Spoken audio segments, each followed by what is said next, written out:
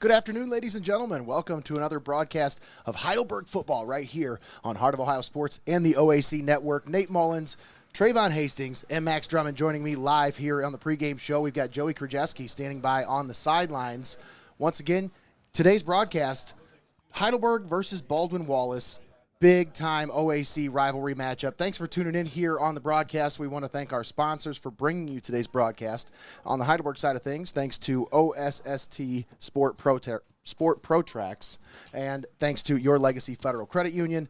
Heart of Ohio Sports wants to thank Excurate Mexican Restaurant and Pyramid Recruiting Services. So that's your sponsors for today's game. Guys, we got a lot to talk about and a little bit of time to get into it, so let's not waste any time here. Yes. Boy, this is an exciting matchup here.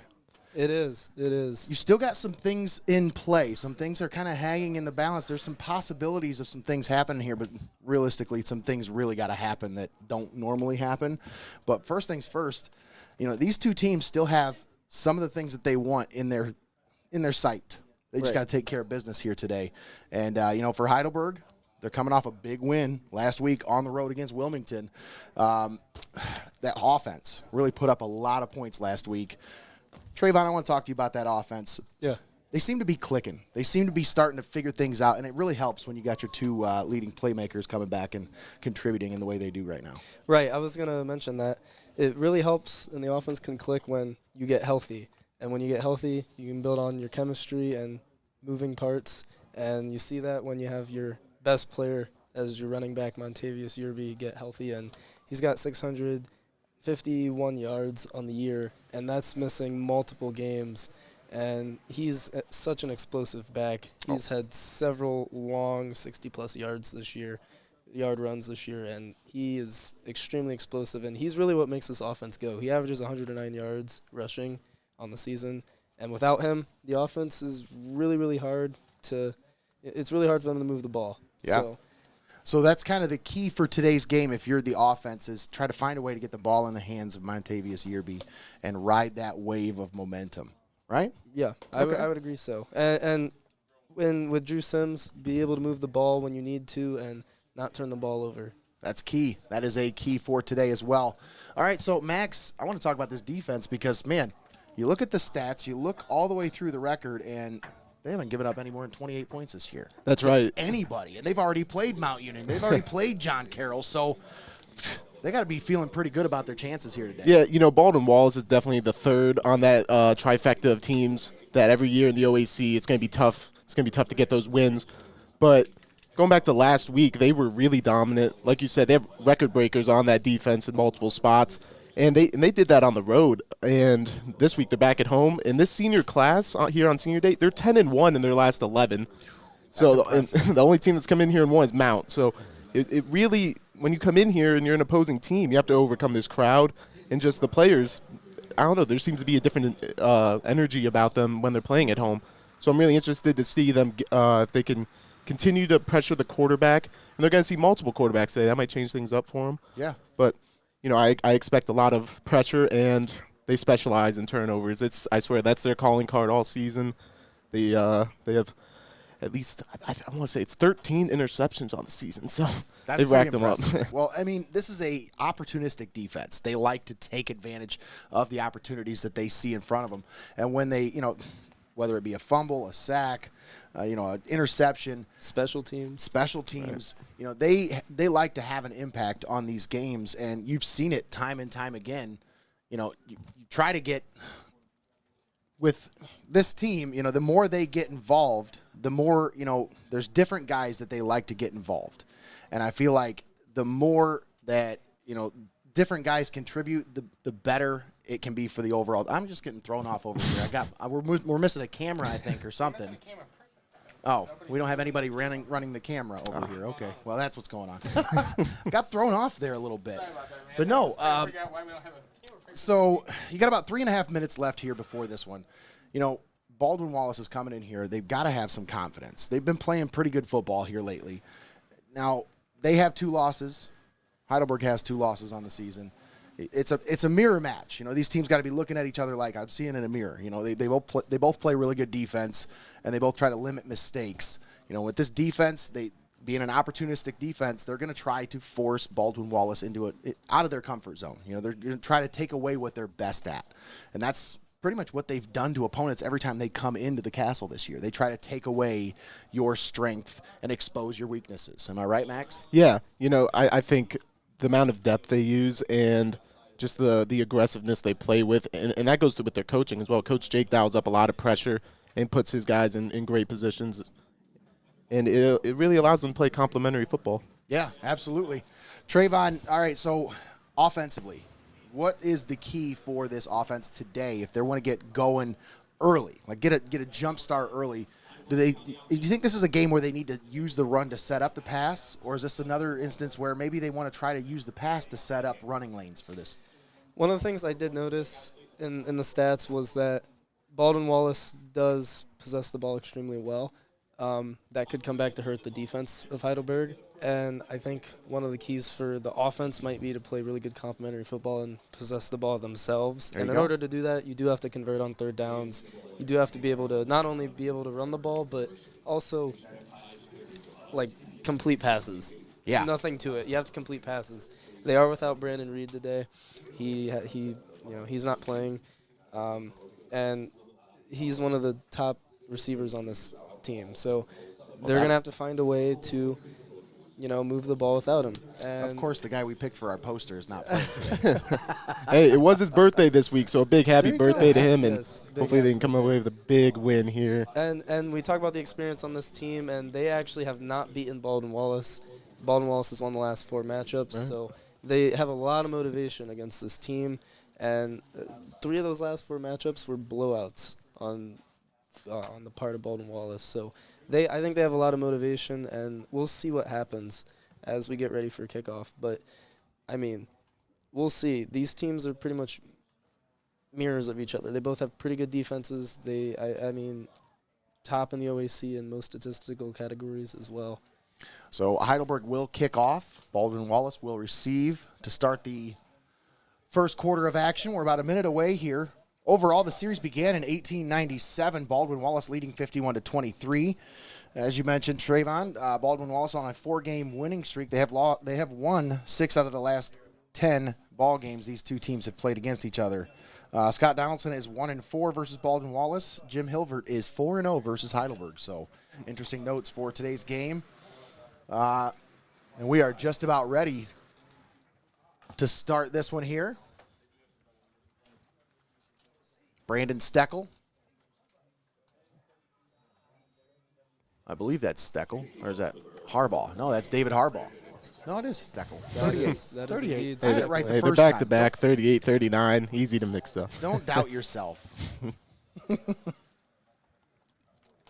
Now, of course, today is going to be an issue as we have our scoreboard camera that is, outside and it's mounted and it doesn't like the wind. So it's just going to be all over the place. So bear with us today, folks. We really appreciate your patience. It is a very, and I mean very windy day here today. When we say at Hoernemann wind, Stadium. when we say wind, that is an understatement. It Yes. is extremely windy. Kickoff fielded at the 5-yard line. To the 20, to the 25, and to the 30, up to the 34-yard line. That is Darius Stokes on the return.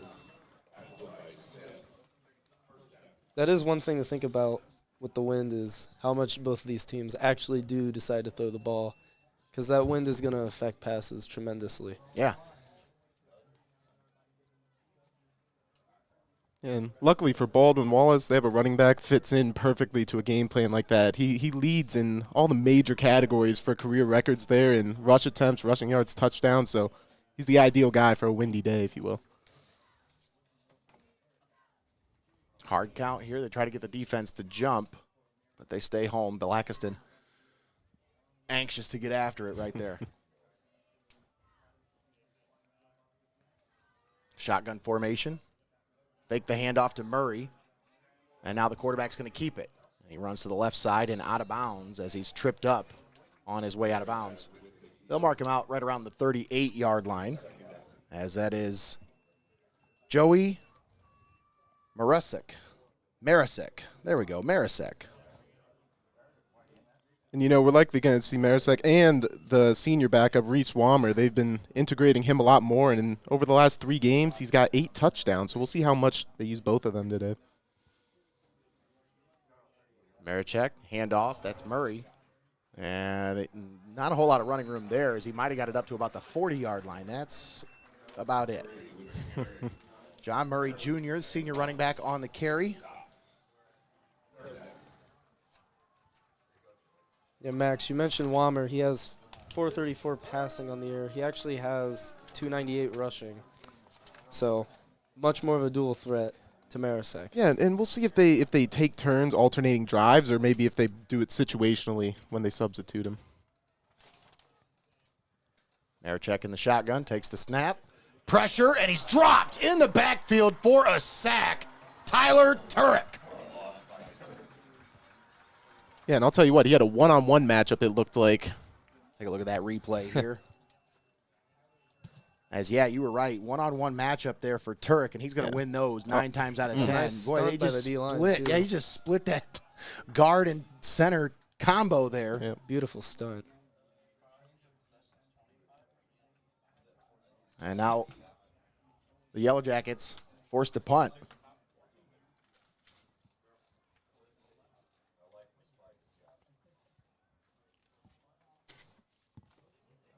And we're going to get an offsides on Heidelberg. Fair catch called for and made at the 30-yard line. We'll see if BW like that punt enough to stick with it, or if they'll try again. Try again from around the 40.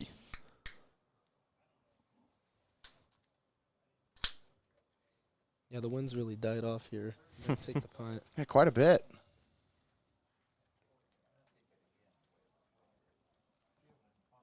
But the way the wind is blowing, it's blowing right to left. So you think maybe they might want to possibly line this one back up and re-kick it. Right. Yeah, nearly 50% of the punts they've had this year have ended up inside the 20. So when it comes to field position, that unit's done a great job all season for the Yellow Jackets. They will indeed. Yep. They'll line it up and re-punt. That extra 5 yards could become another 20 of field position very That's easily. right. So they had it at the 30. We'll see where they have it after this punt.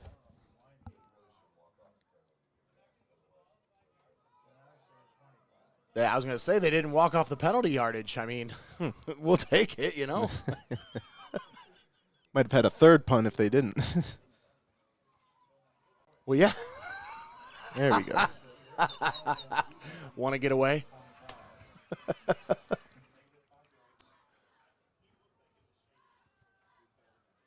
So the punt unit stays onto the field. Back deep to return. Glenn Pearson, as well as is that number 2? Number 6, Joseph Number Norris. 6, Joseph Norris. That punt was certainly better. And he's going to take it. And up to the 17-yard line is where they will have it after Pearson comes back with it. And that was a wise decision there by Glenn Pearson, because if he doesn't take that ball there, that rolls all the way down inside the 5. Oh, easily. Yeah, on that one, Dylan Kuhlman, the punter, did more of maybe a line drive rather than giving his gunners and his punt team to get down there, and it ended up bouncing for him. I was going to mention that the punt looked worse, but was more effective. Right.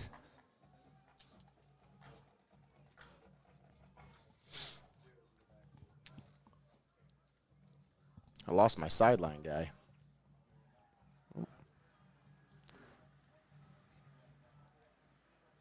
Curtis in the backfield to start for Heidelberg here.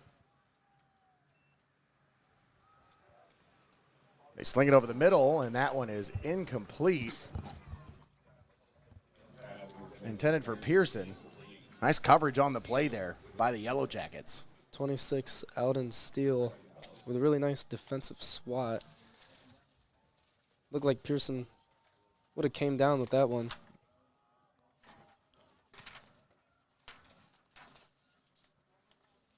Sims in the pistol formation. Fakes the handoff, now rolls to his left. Slings it down the field, and it's incomplete. He had a receiver right around the 30-yard line, but it went through his hands. Pearson again. Trying to find Glenn Pearson out there. Now, without Brandon Reed, you figure to see a lot more of Dimitri Pennick today. Yeah, definitely as the leading receiver. It'll be interesting to see who steps up. We saw Pearson last time at home get a big touchdown, and last week Oliver Keller got his first 2 career touchdowns. So we'll see who steps up today. You got Kelleher and Pearson out wide to the left. Pennick here all by himself on the right. Sims back to pass, 3-man rush, slings it out. That's complete. That's Curtis on the reception. Jaron Curtis carries the defenders up with him near the 24-yard line is where they'll mark him down. Extra effort to get those few yards after the catch because he was bottled up right after he made the catch, but fought for those extra yards, but it's still going to bring up a 4th down, 4th and 5 coming up here. Yeah, that's a play where you see the first guy hit him, you might look down and say, okay, they're going to get him there, and then the second guy doesn't, and the third guy doesn't. He's broken like at least 3 tackles by the end of that play.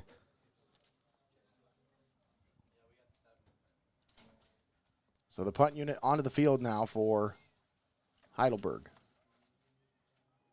Parker Smith handling the punt duties.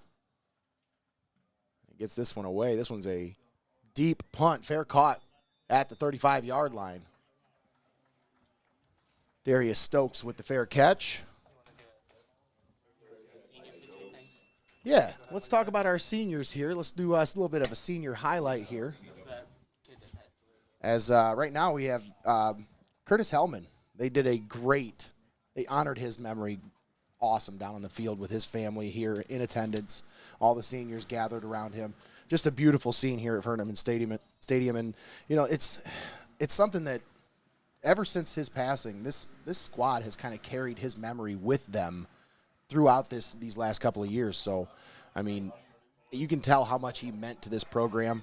He's got a lot of brothers on that team, you know. So it was a great job by this university, by the program of, you know, honoring him, giving his family some notice, you know, getting them some notoriety out here and acknowledgement. And it was really just a beautiful scene here at Hoernemann Stadium. So once again, that's one of your seniors' spotlights here. Yeah, seeing the team embrace his family, it was great, and it was an awesome way to honor his memory. Receiver stacked on both sides of the formation, and they sling it out right side. It's incomplete. And you know they don't use Murray out of the backfield as a receiving option too much. May have been why he was so wide open on that one, slipped him out of the backfield. But now they're setting themselves up with a 3rd and long here. These are positions that BW does not want to get into. Marisek just led him just a little bit too far out in front there. 3rd and long here. 11-12 left to play in the ball game, or in the first quarter, I should say. Ball game. 3 receivers on the near side of the field, 1 on the far side, all by himself. Running back in the backfield. Marisek back to pass. Steps up, slings it over the middle. It's complete at the 50-yard line, and he's dropped right there at the 50. On the catch is Vinny LeMayo. And he did a great job just slipping behind the linebackers in coverage there. And his quarterback found him right along the sideline. They use an interesting huddle where their wide receivers don't really huddle up. Just the offensive line and the quarterback kind of get together, call the play. You see that? The ball was on the ground, and it got moved by the wind. That's how windy it is, folks. We're not playing around when we say it's windy. Knocked out the scoreboard camera for a second. Oh, wow.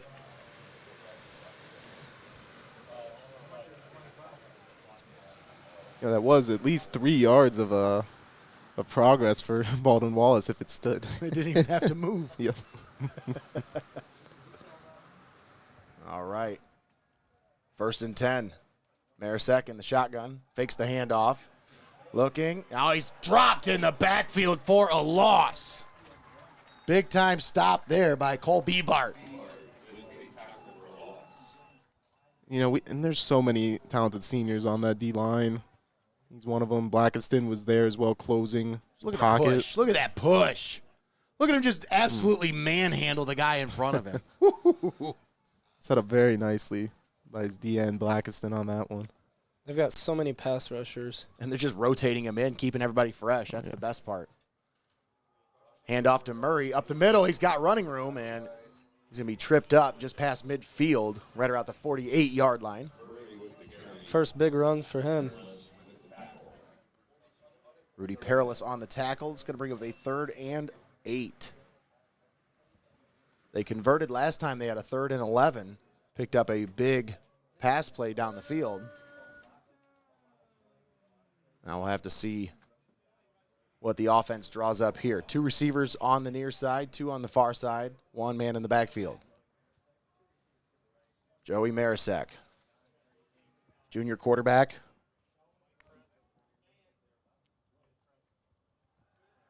Back to pass. Slings it down the left sideline. That is incomplete as he was trying to find his receiver, Darius Stokes. But he just kind of put a little bit too much under that, and I think maybe the wind might have caught that one. Yeah, you know, it looked like carried it a little further. Looked like Stokes might have had a separate step or two of separation, but his quarterback had to get the ball out pretty quickly there with the pressure closing in. Heidelberg did send a blitz. And, yeah, like you said, in these conditions, a rush throw can be carried by the wind. Mm-hmm. Baldwin Wallace definitely throwing a lot more than I would have expected to see, especially with the back that they have in Murray. Oh, yeah. And they bobbled the snap. Oh, what a bad punt. That is atrocious. That's going to take a Heidelberg bounce, and that's going to be a 1 yard. No, not even a 1. It's a net of 0. 0 yard punt. Well, the down marker doesn't have to move at all. Well, just the rest of the chain gang, about 8 yards. We'll see. Yeah, it might have been a yard on the punt, roughly. Let's do another senior spotlight here as we got a few more seniors here. Jaron Curtis, Griffin Pendry, Jared Evans, and Ndeke Tuma. Your 4 senior spotlights here. We've got more coming to you throughout the broadcast on Senior Day here. Shotgun set. Yearby off the right side. He's got running room to the 40, to the 35, and he's down inside the 35 to the 34-yard line. You know, right off that right side of the O-line, they completely sealed it. Nobody was left for BW until, except for the safety, really. Yeah, they sold out for the middle of that line, and they left the wide open edge there. Looked like he was supposed to run an inside dive and just bounce it outside. No one there. Yearby once again on the carry, and he does the same thing once again to the outside to the 20, and he's ridden out of bounds inside the 20. They'll mark him out right at the 20-yard line. So Montavious Yearby. Exact same thing on this play. Nice little inside zone, and Yearby bounces it outside. Wishbone set. Once again, a little shotgun pistol look. Yearby on the carry, keeps his legs churning, and keeps driving the pile as he gets it down to about the 18-yard line, 2-yard gain. The Heidelberg offense these last 2-3 weeks has been running a lot more of that true pistol, we'll say full house look with 3 backs and Sims in the backfield. It's got like a wishbone look to it, but the quarterback in the pistol presents some mismatch challenges for the defense. Yearby on the carry, and this time he's wrapped up from behind by big number 99, Caden Crown.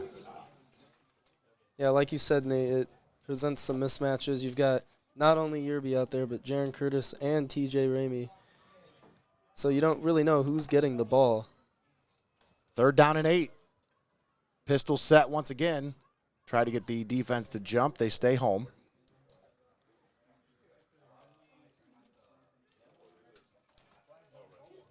Two receivers set, one on each side of the formation here. Sims back to pass. Looking, slings it. Oh, incomplete as he was looking for Pennick on the right side there. But he got hung up with the defensive back, Anthony Kendall. Pennick wanted a flag. I believe he got held. Oh, this is going to be an interesting field goal here for Brandon Steckel. The all-time leading field goal kicker at Heidelberg University. Boy, he's got his work cut out for him on this one. Those goalposts are jumping right now. And just as he's about to kick this, the wind starts kicking up more. Oh, yeah. I was going to say, do you wait for the wind to die down? What do you do exactly? Well, you got 7 seconds, so you got to kick it. Steckel puts it up, and it flutters through. Wow. That one hung up there. I wasn't sure where it was going, but it made its way through the uprights and puts the Student Princes on top 3-0. 32 career field goals for Steckel now. That may be the toughest one he's ever had. Probably his toughest one yet, for sure. Well, against Wilmington, he did hit that 53 yards. That is true. That cannot be forgotten. Longest in school history, right? Yes, longest in school history. So the senior from Cardington, Ohio, knocks through the field goal and puts the Student Princes on the board first. 3-0 is your score. 7:06 remaining here in the first quarter. Thanks for tuning in here on Heart of Ohio Sports. We're live on Facebook, YouTube, and Twitch. And you can also find us on the OAC Network today in partnership with Heidelberg University. Talk about Steckel's field goal kicking. He does need 9 more PATs to tie the career PAT leader, Dan Kilger, for career PATs. So there is one more. One more record he could still go after. They'd have to score a lot of touchdowns over the next 2 Yeah. games, but Yeah, he'll need some help from that offense. they do play Capital next week, so we will see.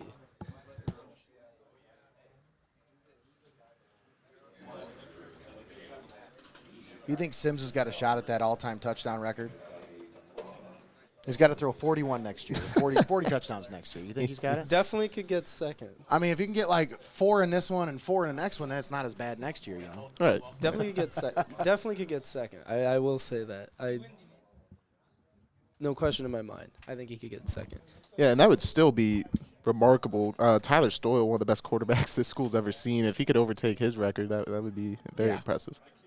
And Blackiston, 4.5 more tackles for loss to get that. Get that record, yeah, that'd be close to 70. Wow. He's already obliterated the sacks record. Kickoff fielded at the 5-yard line. Bloom. Oh, my Wow. Just absolutely blown up. Oh, my. 81, Matthew Dirtle. As well as 46, I believe 46, Isaiah Kammer. There you go. Absolutely just swallowed him up. So at least those two. It looked like maybe even Jaron Curtis got in on that. I thought I saw a 0 in there. He lines up at running back, but I would not want him to tackle me. I'll tell you that. He's 210 pounds. Right. Yeah, that's a big dude. No. They just put him in a spin cycle and slammed him. I'm good. Pistol set here for the Yellow Jackets. They bring a man in motion. Shotgun set, handoff to Murray. He's got some blockers. He's following him. Ooh, Breaks a tackle and carries his way forward up to the 26-yard line. that was a strong run from Murray.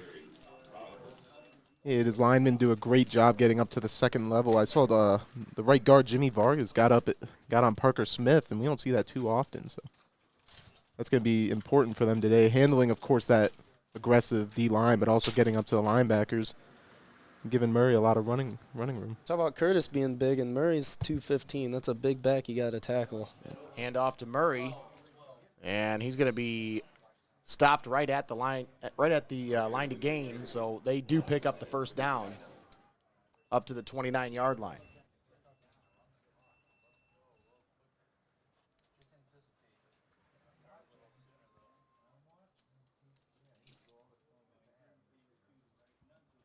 And we'll see Murray exit the game here, it looks like. He doesn't do that very often.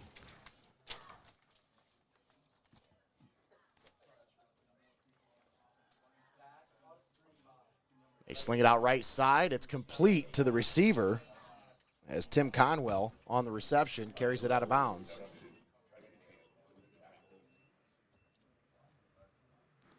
Yeah, on that one, Key Cunningham and Easton St. Clair tried to keep spelling the play outside. Still was able to get 4, though.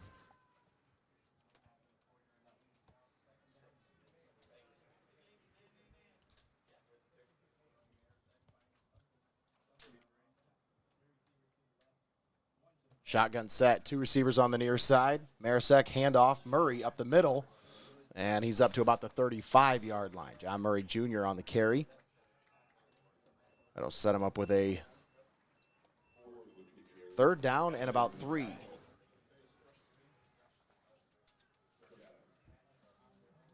John Murray Jr. out of Cincinnati Winthrop. Senior running back, 6'1", 215 pounds. That's a bowling ball right there. Yeah, in short yardage situations like this, he is so deadly out there. Pistol set here. Hand off to Murray. Follows his blockers, but he's gonna be cut down from behind. Tyler Turek comes in to make the stop. I think they're going to be about a yard short. Yeah, they'll mark him at the 38. He needed to get to the 39. So it's going to be about a yard short here, and we'll see what they decide to do. Looks like they're going to bring out the punt unit. So initially the look is they'll punt the ball, but we'll see. There was some hesitation there. Number 85, that's Dylan Kuhlman.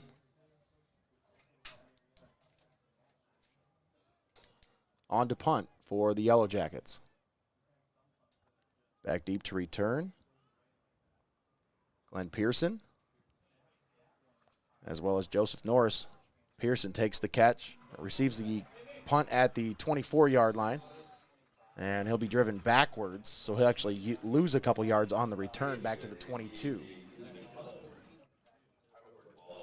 So Heidelberg takes over, leading 3-0 with a 4:12 left to play here in the first quarter.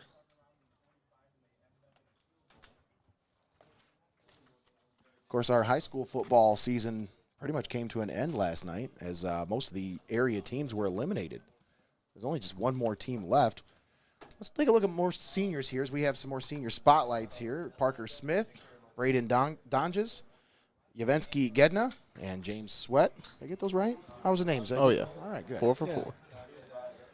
And Yearby on the carry gets it up past the 25 to the 26-yard line. But yeah, we're going to continue to highlight these seniors throughout the broadcast as it is senior day today. And they deserve the recognition for all their time and efforts here at Heidelberg. 2nd down and 6. Sims looks to the sideline for the play adjustment.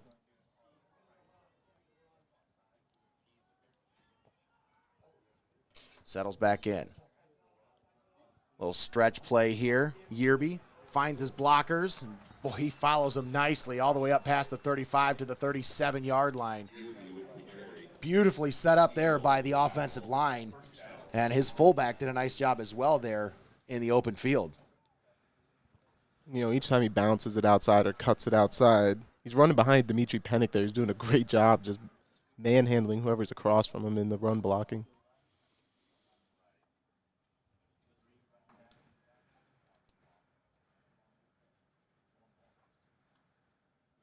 Sims, handoff, Yearby, right side, up to the 40-yard line. Give him about 3 yards on the carry. Yeah, that was not, you're not going to, that's not going to fly.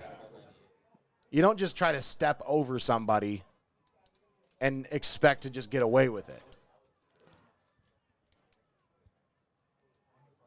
And we know there's going to be a lot of emotions that come with senior day, so something like that, he's already fired up as is.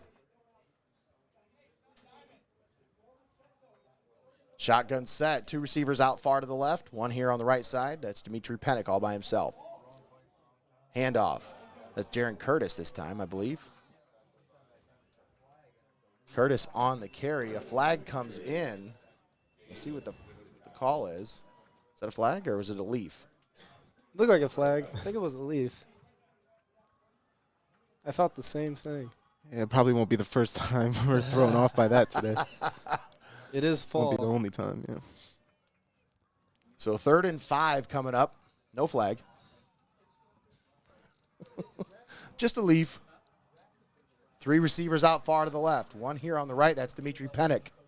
Sims back to pass. Looking Pennick's way. He's going to have to ground this one as there was nobody there. He was trying to set that one up.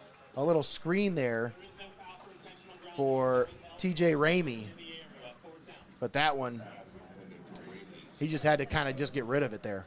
Getting the pressure from behind, getting the pressure at his face. They had a great job in coverage. He just lived to play another day there.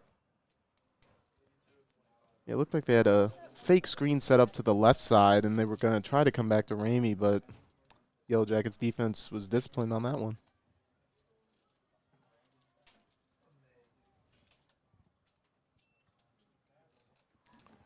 And Smith gets the punt away. This one will hit down at the 20. Takes a Heidelberg roll inside the 10 and all the way down inside the 5. Actually, they'll mark it right at the 5-yard line. So impressive punt there by Parker Smith. And that'll pin the Yellow Jackets down at the 5-yard line. Well done there. Boy, Parker Smith is a weapon in more ways than one. He's like a Swiss Army knife. He does it everywhere. It's funny. He sets himself up along with the defense with those great punts consistently. And we've seen when teams have to start inside their own 20, inside their own 10 even, like we're going to see now, they don't really get past midfield very often. Marasek in the shotgun. Handoff to Murray.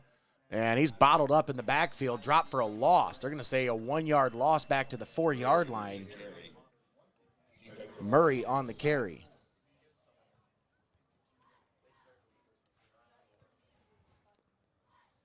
We're getting close to the end of the quarter here, and these offenses, they still feel like they're feeling the defense is out, and they haven't really tried anything aggressive or over the top yet. We'll see if that changes up here in the last minute.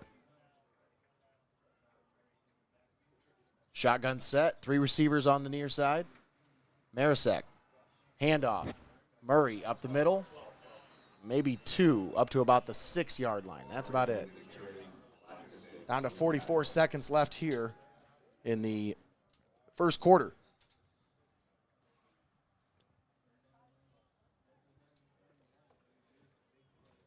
BW will probably take this one and I think play field position and run it.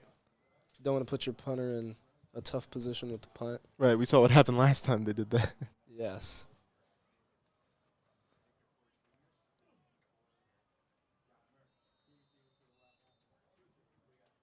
11 seconds left in the quarter, and we're going to get a timeout on the field. Baldwin Wallace takes a timeout. We'll keep it right here with 11 seconds left in the first quarter. We do have a sideline reporter today. Joey Krajewski is down on the sideline, but we are experiencing some issues with connection because of the wind and everything else. We couldn't use our traditional methods that we use to talk to him on the sideline. So he has a microphone. He's got a camera down there, but he has no way of hearing us. So that's the issue. So we're going to try to work on that, get that connected sometime in between the first and second quarter, and we'll see if we can get him on the broadcast to be able to help out, because he does a phenomenal job down there. So I want to make sure that we can get his input as well.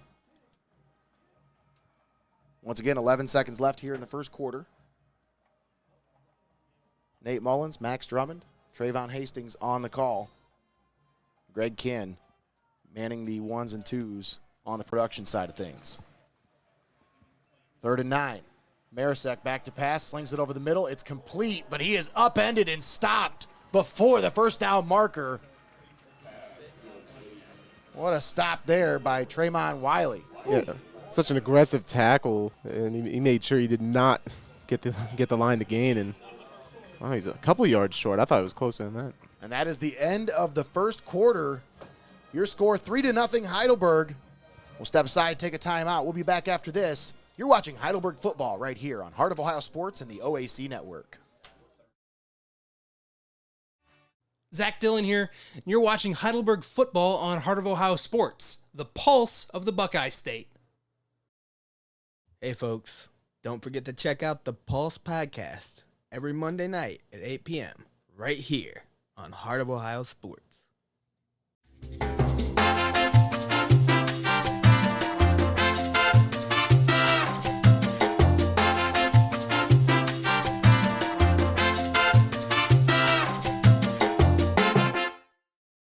Hey guys, this is Aaron Steyer from the Over Under Pod. You catch us every Wednesday night at 8 p.m. and Sundays at 8:30. Come join the fun.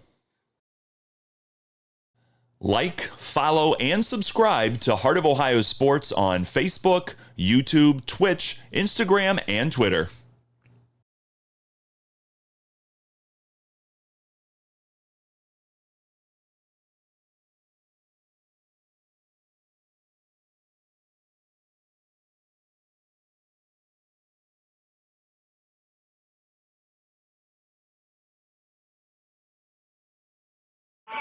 And we're back here at Hoernemann Stadium on the campus of Heidelberg University. We've got our sideline reporter, Joey Krajewski. We'll check in with him on the sideline momentarily, as he can now hear us, but the problem is we cannot hear him now because we lost his microphone. So that's just kind of how today's gone with the wind and everything. Yeah, he can try to talk to us through the phone, if nothing else. Maybe we can pick that up. Maybe try to unmute the phone there, Joey, and see if maybe that'll work. No, it's not working. I don't know. That's weird. Well, we'll try to reconnect your mic when we get back up here. I don't know. Maybe try to come back up and see if we can get the mic connected or something. I don't know. But, hey, I appreciate you, Joey.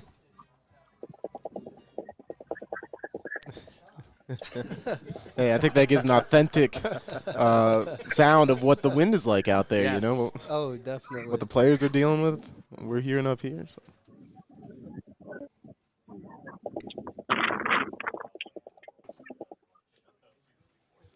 All right. So we got a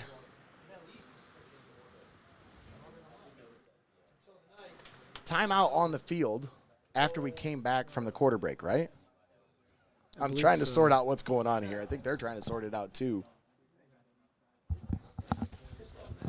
That's what it looks like.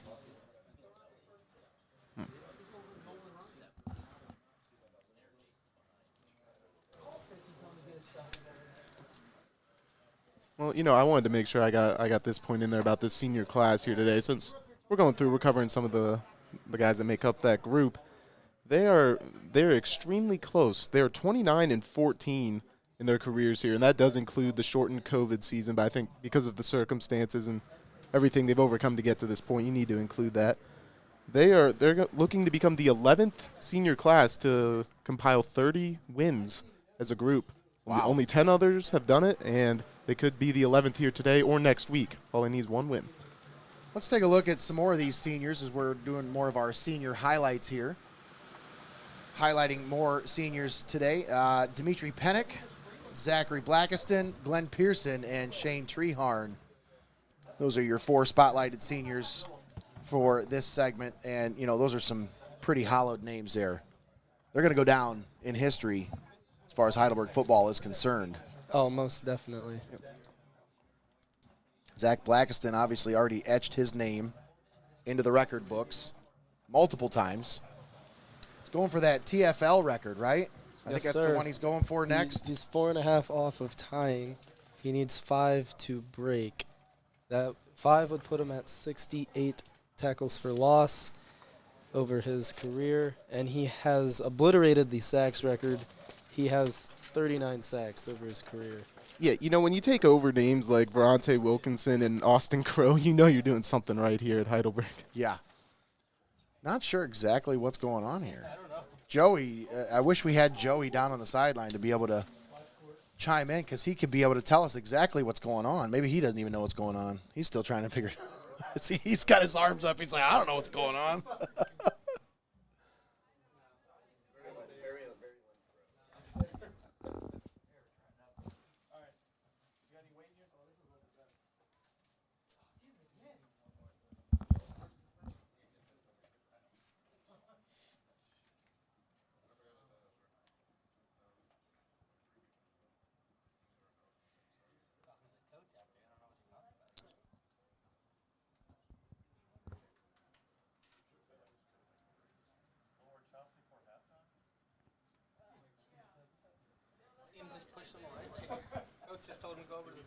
Huh. I don't know what is going on here, folks. We are trying to sort this out, but this is a rather confusing delay here. It does look like over by the chain gang, there's something. Could be some I kind of think an issue the with the links chain. the links on the chain might have become detached or something along those You know, lines. a long time ago, this exact same thing happened to me on a youth football field, and one of the most ingenious solutions ever was presented to me. A kid grabbed his key ring off of his keys and said, here, I'll just use my key ring. And it worked. reattach And it it. held up the rest of the game, and I think they're still using it that way. Maybe one of us up here can run down there with one for him. So, yeah, Joey, go send him a key ring over there. See if you can help him out. Joey's like, I don't even have that. What are you talking about? I don't have any keys. I have a fob. Taking a little rest here, a little nappy poo. Get a little stretching out. You lean up against me, I'll lean right back up against you. That way we don't get our heads in the mud.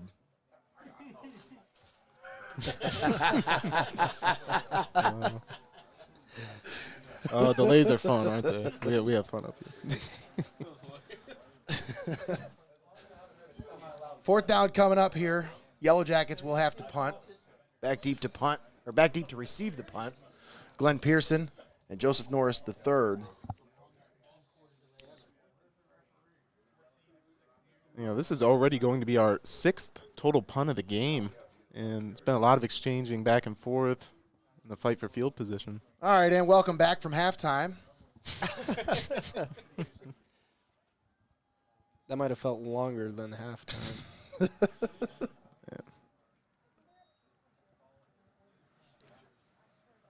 The wind kicks up as the punt unit prepares to kick this one away. Ooh, they get a hold of it, and they got a hold of the punt, so they're not going to get the running into the kicker call. Somebody did get a piece of it, and that will give Heidelberg excellent field position. They'll take over at the Yellow Jacket 47-yard line.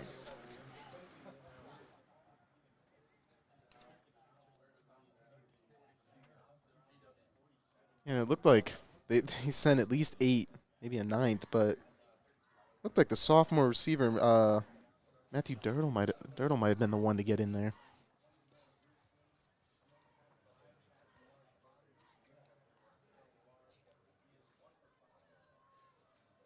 So 1st and 10, ball at the 47-yard line. Pistol formation here for Heidelberg. 2 receivers on the near side, 1 on the far side. They hand it off. Montavious Yearby skips his way forward up to about the 45-yard line. They'll give him 44 with his forward progress.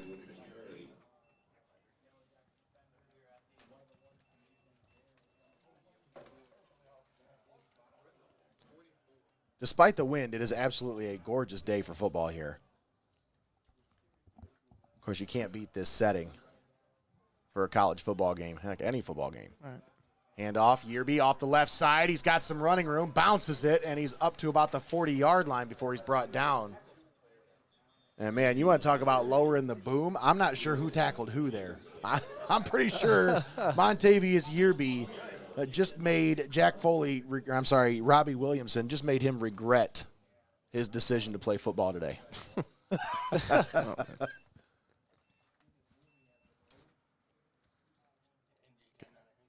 And he's in injury timeout. So we'll keep it right here because that was a violent hit by Yearby as he came in hard. Let's take a look at more of our seniors here. Another senior spotlight. You mentioned Oliver Kelleher last game, 2 touchdowns. Senior Bennett Roberts, Tremont Wiley. I keep saying his name wrong. I got to stop reading it and actually remember how to say it. Tremont Wiley and Brandon Reed. Those are your 4 senior spotlights here for this segment. Brandon Reed not playing today, but he's had a heck of an impact during his time here at Heidelberg. I was going to say, what a career. I mean, countless moments to choose from, big plays. One of my all-time favorites, ending the game last year against John Carroll. Game winner. He's a guy that doesn't necessarily pop up in the statistical realm of Heidelberg, but he's one that comes through in the big moments and makes all of the big plays. And when you think of it, and he'll go down in the history for all of those things. Yeah, and what a great role model for these young receivers that they do have here. Him and Pennick both. The stats in the history book might not remember Brandon Reed, but I'll tell you, his teammates will never forget him. That's Correct, for sure. Correct. Neither will the coaching staff and the people that were here on campus with him. Pistol formation. Loaded set here. Handoff to Yearby as he tries to find some running room in the middle of that defense. And he's going to be close to, but I think he's going to be short of the first down here by about a yard, up to the 38-yard line.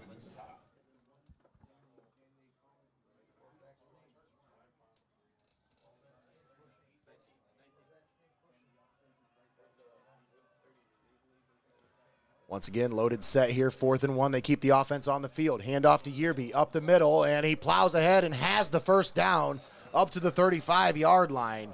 Montavious Yearby.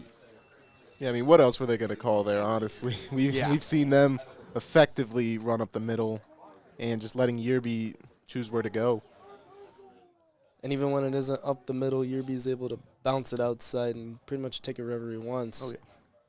Pistol formation here, loaded set. Quick. They didn't have the back set as Sims was trying to get that one as a quick snap to try to catch the defense off guard. But I think Yearby came up out of his stance and then never got back down into his stance. So, but they're actually going to call that on 68. So I didn't think the running back had to get down. I thought that was kind of weird, but they're going to call that on the offensive lineman. You know, it almost seemed like it was intentional.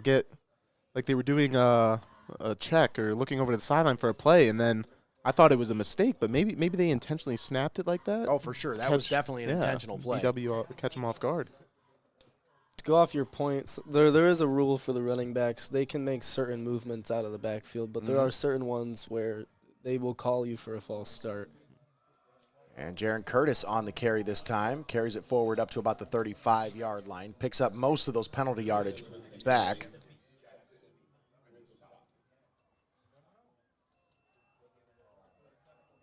Second and 11 coming up.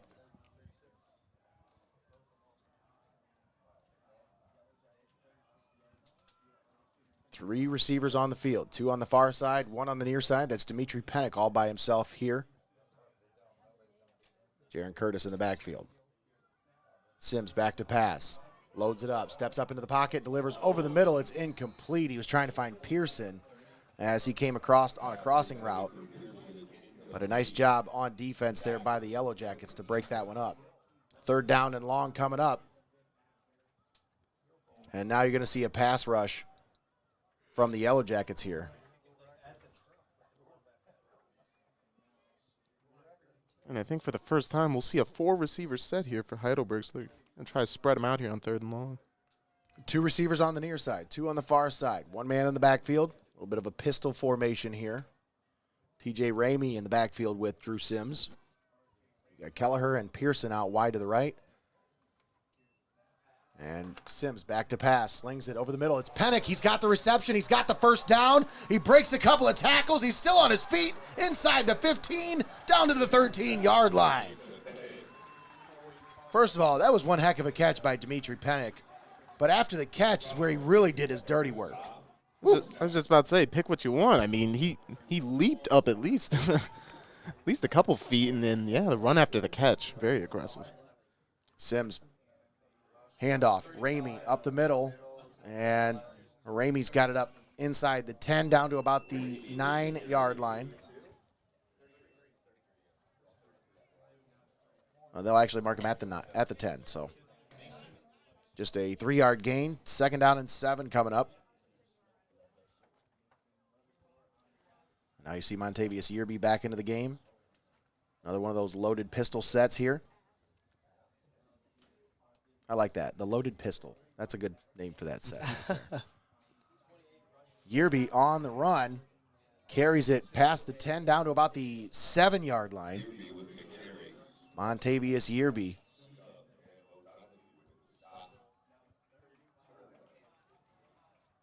They'll be about 4 yards short, so 3rd down and about 4.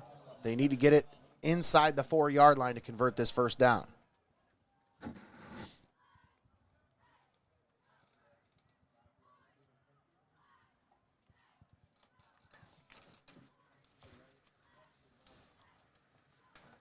Yearby in just the first quarter alone had 52 yards on the ground. Now Sims back to pass, loads it up into the end zone. He's looking for Pennick. He's got him. Touchdown. Actually, that's Pearson. Glenn Pearson on the touchdown reception.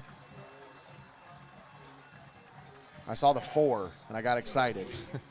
And I forgot. There's one with a 1 in front of it, too. What a catch by Glenn Pearson as he comes down with it. And Sims did a great job of leading him there. You know, he had his coverage. His guy was with him, but Sims kind of threw him open there. Put it out there where only he could go get it. I was going to say he had to have diagnosed his man coverage because underneath, Oliver Keller kept that corner there with a little hitch route out of the end zone, and Pearson was one-on-one. Steckel. Extra point is up and good. So your score now 10-0 Heidelberg with 10:33 left to play here in the first half. That's what you got to do. When you're gifted field position like that, you got to take advantage of it. And that's exactly what they did. Yeah, and we've seen them do that all season where they've been able to effectively capitalize on what the defense helps set up for them. It's that complementary football that the defense and the special teams ultimately plays a role with, along with the offense. And even when the offense doesn't capitalize, they're able to move the ball some amount of yards down the field, and then special teams will punt it. They'll get it inside the 20, and then the defense will hold their ground, and then it's a never-ending cycle. And that's been Heidelberg's level of, and we'll say method of success all year long. And in the games that it didn't work, I mean, you played John Carroll and Mount. Yeah. And the John Carroll game, it was just blatant time of possession and just smash mouth football. So it's just doing what works for you. That's absolutely right. You got to stick to what got you here, you know? Know your strengths and stick to them. You know, with 10 points, we're already seeing Heidelberg match their total last season for the entire game against Baldwin Wallace. So off to a much better start this year. David Harbaugh on to kick off for Heidelberg. And he's going to need somebody to come up and hold it for him. You mentioned that Baldwin Wallace game last year, Max, and I remember very vividly Yerby was out that game and a couple other crucial pieces for Heidelberg. So, and that game was also at Baldwin Wallace, and it is a tough place to play. So this year's a little bit different for Heidelberg offensively. Oh, certainly. Defense is certainly stronger. So it's paying dividends.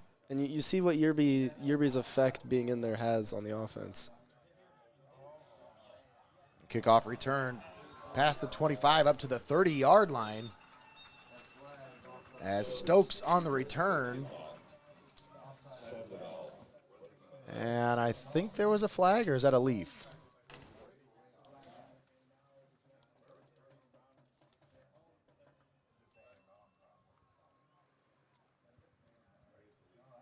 Must have been a leaf. Again. It's not going to be the last time we're going to be fooled by one of those today, I'll tell you. And, you know, of course, it did move totally after, looks yeah. like a flag. I don't know. Because you expect it to move again if it's just a leaf, but it's just Well, staying it there. looked like it was blown. It is a flag. He's going to pick it up. Oh, look at that. They got us. One of these times, the refs are going to forget they threw a flag and they're going to think it's a leaf. Right.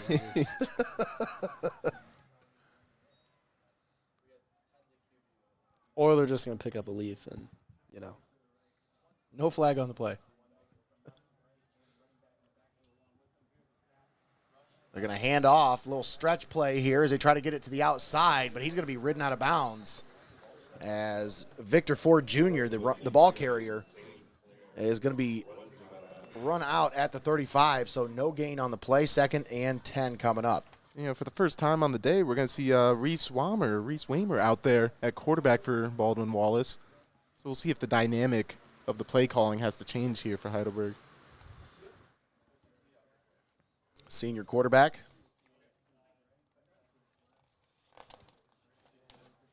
Waymer out of Oregon Clay, 5'10", 170-pound senior. Handoff. This time Ford going to be bottled up after just a couple yards up to the 37-yard line. Victor Ford Jr. on the carry. 3rd down and 8 coming up. Some fresh set of legs coming in for the Heidelberg defense.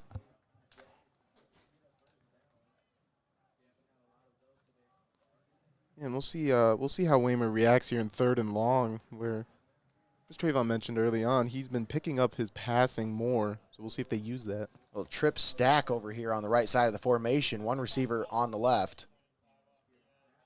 Waymer back to pass, slings it out right, and that is incomplete. He had pressure in his face, just had to get rid of it, and was not able to get an accurate pass out there to his receivers. So, yeah, when you have to get your feet wet in the game against this D-line that's already been out there for a full quarter, it's not the easiest thing to ask, and trying to get the timing down with those receivers. Yes, I would have thought we would have seen Waymer already. Mm-hmm. For that exact reason right there.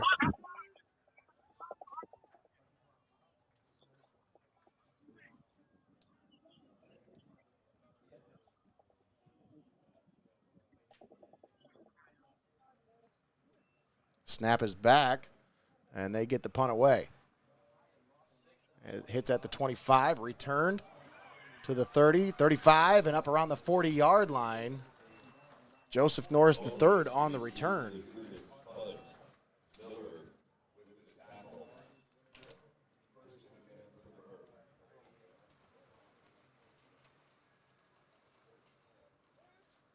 And now we'll get another look at the offense here.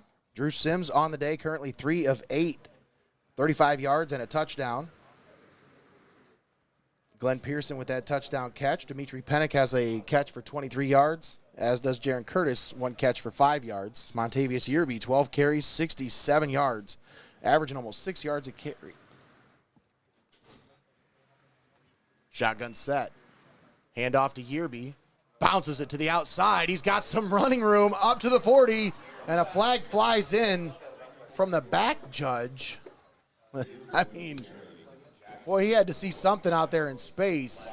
I think they're going to get Pennick on a flag here on the outside around the 40-yard line. So it should still be good enough for a first down. Even the penalty yardage will move the ball to the 50, which is where they need to get it to the first down. So Pennick went up to the official and claimed he got his face mask held.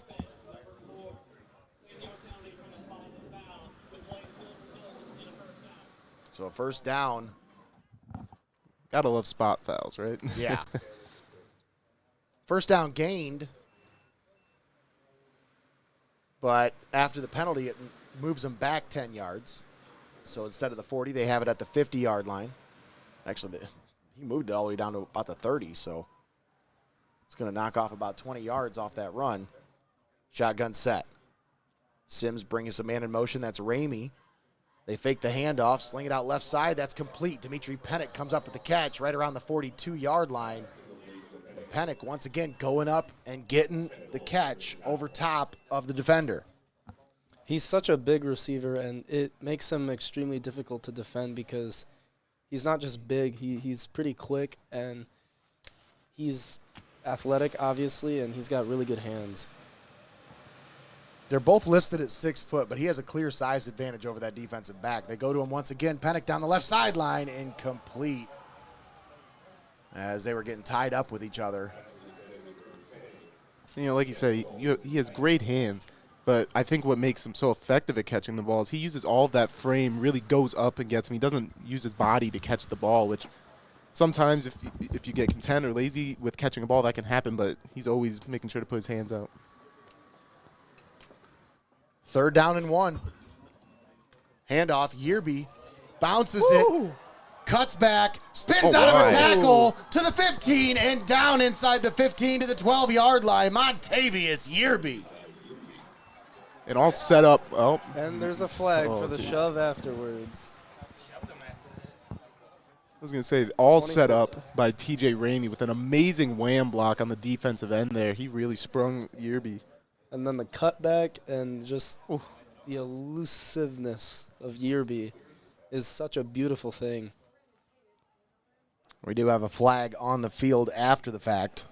24 for Baldwin Wallace. Vontae Jackson shoved Yearby after the play. Not sure why exactly. Yeah, they're getting a little frustrated. Yerby's almost approaching 100 yards on the ground already here today. Not sure if Yerby did anything to instigate that. Well, it looks like he's been getting on their nerves most of the game. He's a very passionate player, and sometimes other players don't like to see a guy having fun like that. I take that back. He is over 100 yards on the ground already today. 116 yards.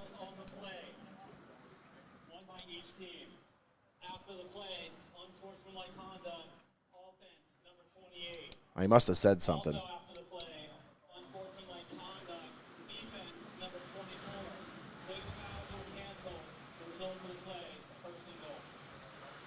So a first and goal coming up now for Heidelberg as they have it. That's not a first and goal. It's a first and 10. Ball at the 13-yard line. He heard you. There you go. He must have heard me down there. Since it was after the play will obviously offset, but they will not have to replay the down. So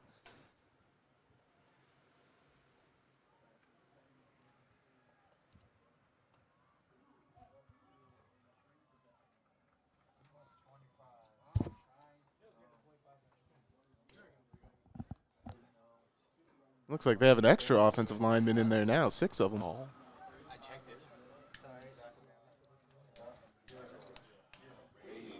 TJ Ramey on the carry up to about the 8-yard line.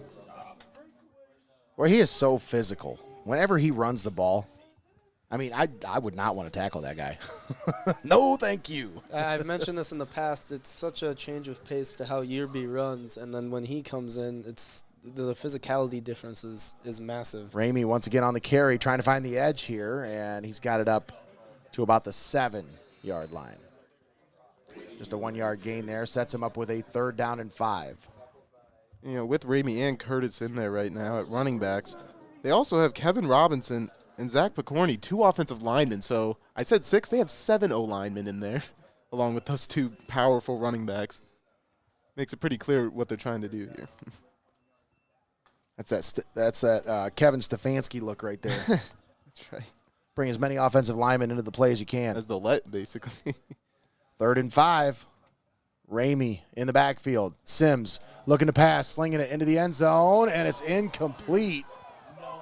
Looking for Burt Lucas. I'm sorry, yeah, that's Burt Lucas. That's the only 20 I've got on the roster. No flag. Dylan Drake, sorry, I have a Dylan Drake here. He's not on the he's on this one. He's on the travel roster. Oh, okay. There we go. Dylan Drake, freshman, 6'7", 210-pound wide receiver. No wonder they were trying to find him in the red zone there. I thought he looked pretty big. Yeah, that. No flag is a Right, the corner didn't even get his head around. Yeah. I think they were just saying uncatchable. That's probably why they didn't call the foul, but either way. Which is remarkable for 6'7". Yeah.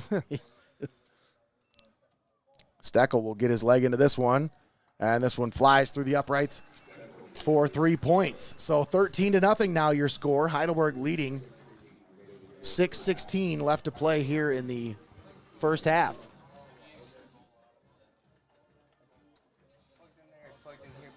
They're connected together on the leg. Hopefully that didn't come loose. You got another capture, right? Yeah. You tried it, but I doubt that's what's happening. I believe it's in one of those bags.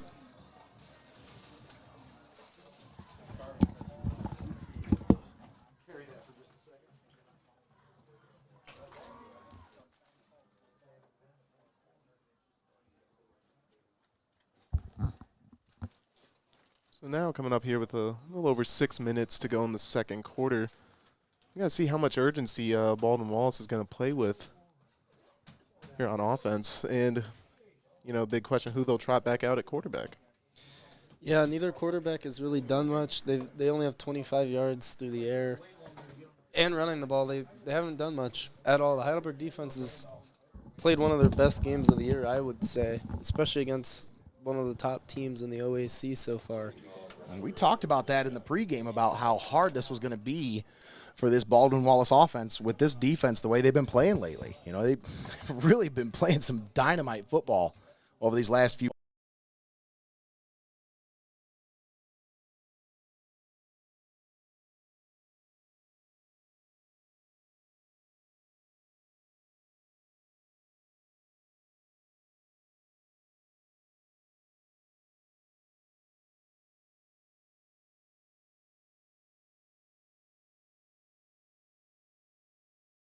balance all season, and they get close to 200 yards of rushing and passing a game, but they haven't been able to really set anything up yet. The play action, they run it, but until they can establish that run game more effectively, I don't know how much that's going to help them.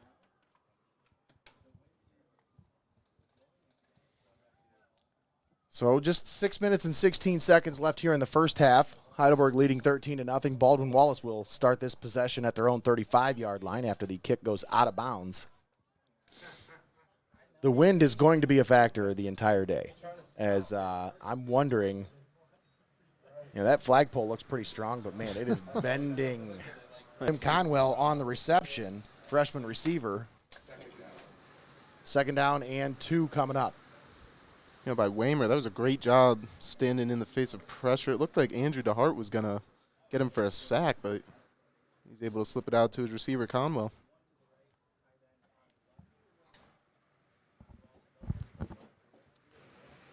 Handoff. That's Murray off the left side. Boy, he is a big physical running back. Good 6'1", Lord. 6'1", 215. It's a massive man that you have to tackle. That looked pretty similar. Different formation setup, but that looked pretty similar to one of Yerby's runs. Just give it to him. Yeah. Say, hey, aim towards the middle, but bounce out if you need to, and that's exactly what he did.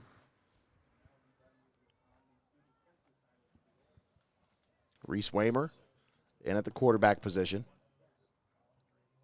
They move the wing back on the left side. Now 2 wing backs on the left side of the formation. 2 receivers set, pistol formation. Waymer handoff Murray up the middle, and he's got a couple of yards up to about the 40-yard line. Give him 5 on the carry. It was a funny-looking formation with 2 wings on one side, but it was on the side of Blackiston, and I think doing some window dressing and maybe getting as many guys near him as possible is a good way to help not allow him to not be involved in the play, basically take him out of the play.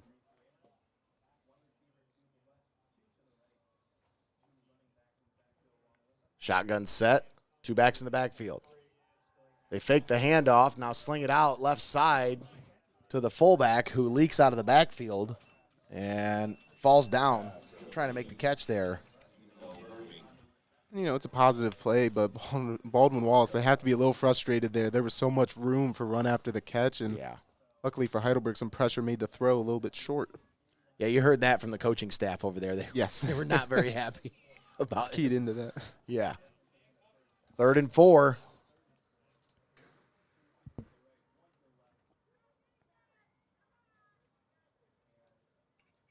Yellow Jackets looks to the sideline for the play adjustment. And Reese Waymer settles back into the pistol. Waymer, handoff, Murray, right side, and he's going to be bottled up and dropped behind the line. Actually, they'll give him a yard. Tyler Turek on the stop. There goes the referee's hat.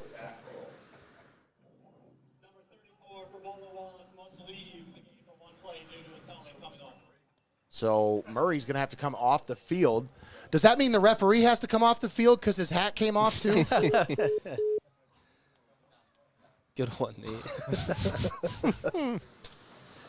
Didn't even think about it. Equipment malfunction. Everyone has them. And it looks like they're going to keep the offense on the field here for this 4th down conversion. 4th and 3. Without their best players. Yeah, Wow. without Murray on the field. I feel like you kind of have to, though. 3 minutes left in the half. You're down 2 scores. It's 3 yards or less. Yeah, this is the furthest into Heidelberg territory they've gotten so far. That too. They had to pause because the ball got moved by the wind again. 4th and 3. Reese Waymer in the shotgun. Little option pitch out here, and the defense is all over that one. They were not fooled whatsoever. Easton St. Clair said, come on here. I'll give you a hug. Let's go to the ground. I was going to say before St. Clair got there I thought it was actually a beautiful play call by Baldwin Wallace. The pitch out, it looked like it froze the defense, but St. Clair is just so fast, and he got there beautifully timed. And once he got there, the running back didn't know what to do because, it just looked open, and then all of a sudden he was like, he's there, and then just no elusivity at all. If you had Murray in there for that play, I think he probably gets the yardage. Yeah, there's a chance, more so than there was there. First and 10. Loaded pistol set once again. Yearby on the carry, following his blockers. Man. And he stays alive, stays on his feet, and keeps that pile moving. Oh, yeah. They'll mark him down at the 44. Him and Curtis looked like they were just pushing a sled there. Yeah.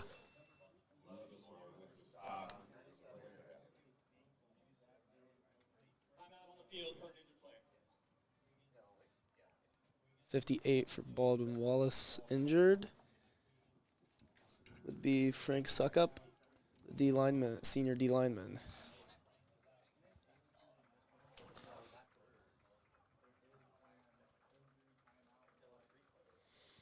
So 3 minutes left in the half.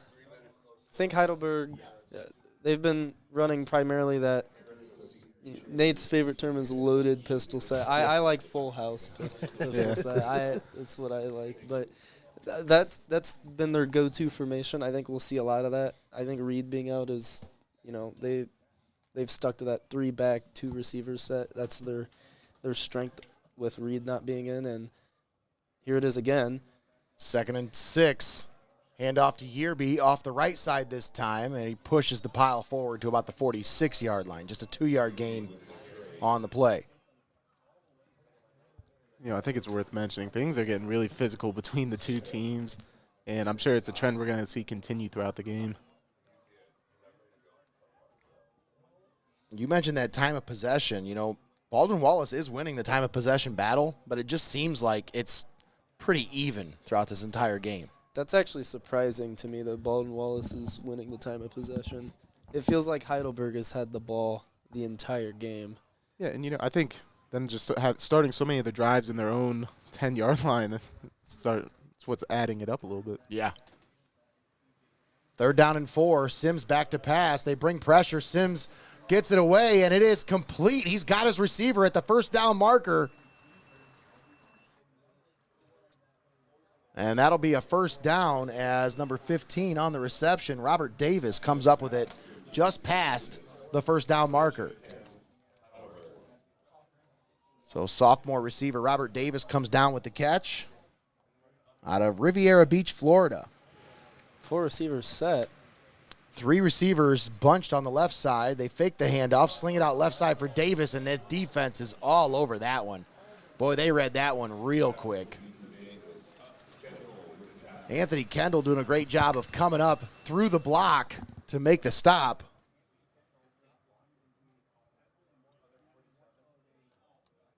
So far today, I think the most effective pass plays they've run have been ones that are down the field. The stay screens and the bubbles, they haven't been working as much. So we'll see if they try to push the deep ball a little bit more. I was going to mention eventually they're going to take a deep shot. Yeah. When that time comes, we will see. Handoff to Ramey. And we got a little bit of a pushing and shoving after the play here. Oh, yeah. Yeah, I think we could tell just from, watching 2 quarters of football. They don't like each other very much. Yeah, there's not a – I don't think they would warm up to each other if they were cremated together. No.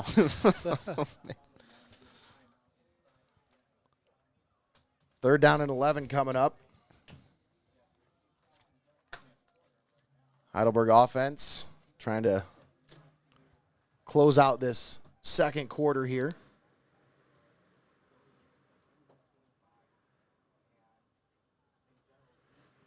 I mentioned before the game, for Heidelberg's offense, play through Yearby, and if you're Drew Sims, don't turn the ball over and play off of that. And that's what they've done so far. And you have a long 3rd down here, and you want to keep that focus. And if they do decide to take a deep shot here or just try to get the first down, don't turn the ball over. Whatever you do, because you're coming into halftime here, and you don't want to give Baldwin Wallace any momentum whatsoever.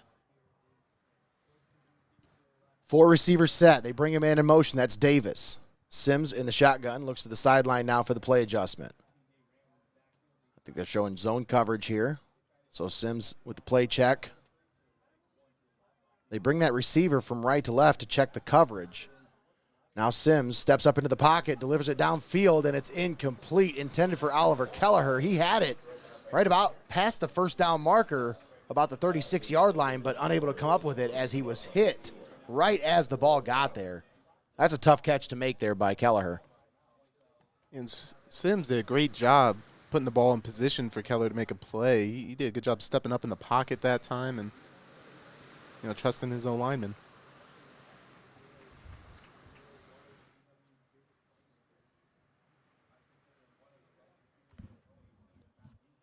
So, Parker Smith on to punt for Heidelberg. Back deep to return, Darius Stokes for the Yellow Jackets. Smith able to get the punt away. And this one's going to go out of bounds at the 5-yard line. What a punt by Parker Smith. That was impressive right there. To go from the emotion of possibly seeing the football go over his head to inside the 5, I believe. That's a roller coaster of emotions right there in one play.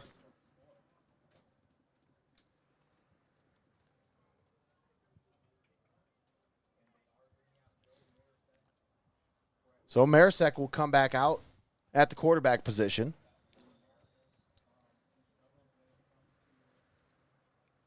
On the day, he's 3 of 5 for 25 yards. He was sacked twice. Shotgun formation. 3 receivers on the far side of the field.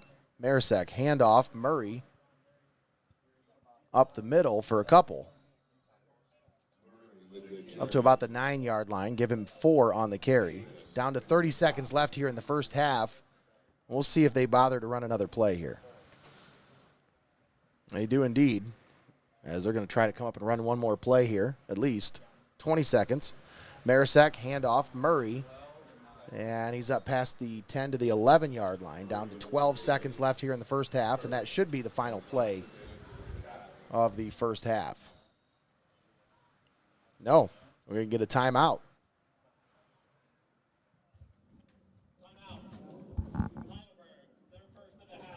Heidelberg's going to take a timeout here. Yeah, I guess you can't take them with you, so. They're going to make Baldwin Wallace play the 4 downs. All right. So you got 3rd down and 3 coming up here. They need to get it past the 15 to convert this first down. Stick around for the halftime show. We'll have the full halftime performance from the marching band. We'll try to get our scoreboard camera situation settled and figured out. The wind knocked out our camera.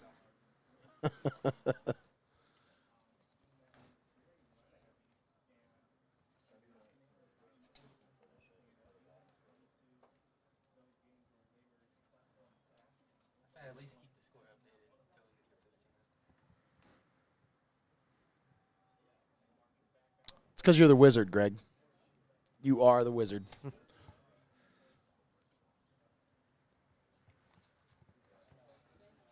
3rd down and 3. Marisek turns around, handoff to Murray off the left side, and Murray, he's got some running room, and he's going to be up and out of bounds near the 20-yard line, but 25-yard line is where they'll mark him out.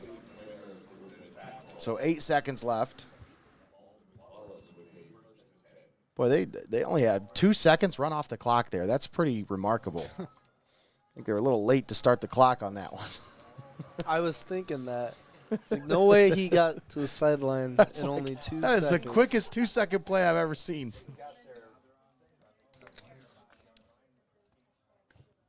Three receivers on the near side of the field. Marisek in the pistol. Handoff. Murray carries it forward up to the 25, 26-yard line, and that's the final play of the first half. So, your score, Heidelberg 13, Baldwin Wallace nothing. We'll step aside, take a timeout. We'll come back with the halftime show. Live right here from Hoernemann Stadium on the campus of Heidelberg University. You're watching Heidelberg football right here on Heart of Ohio Sports and the OAC Network. Nate Mullins here. You're watching Heidelberg football on Heart of Ohio Sports, the pulse of the Buckeye State. How are we doing, guys? My name is Joey Krajewski. Thanks for tuning in. Make sure you check out the Over Under podcast every Wednesday night at 8 o'clock and every Sunday morning. Thank you, guys.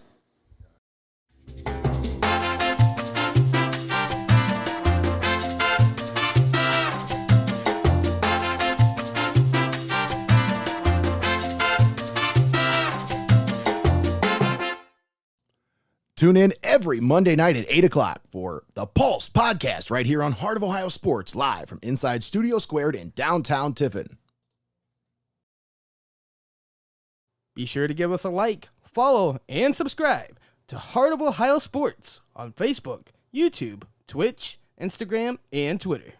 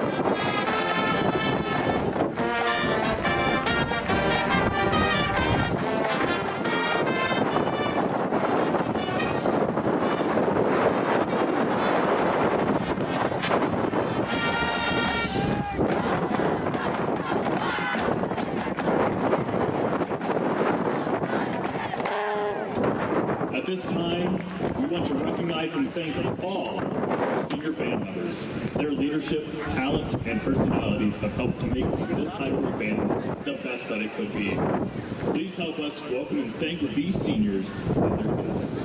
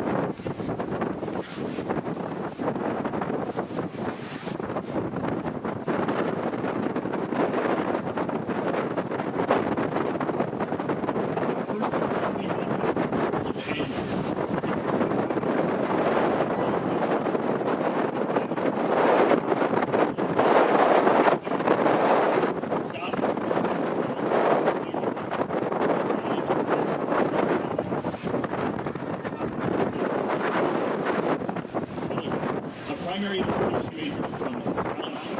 Escorting Georgia is grandma Mary Baxter and brother Josh Baxter.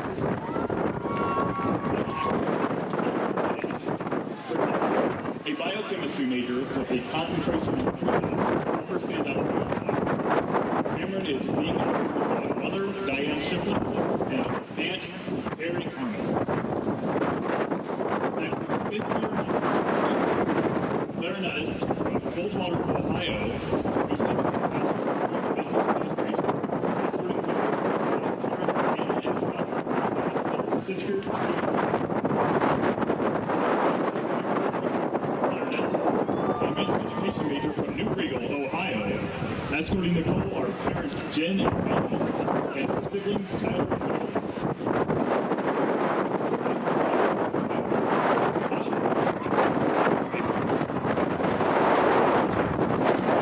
Escorted by the lovely Donna Rose. Up next is Ethan Campbell, computer science as a grade. Ethan is escorted as well as Laura and Tiffany. Blake Hubbard is a Ohio.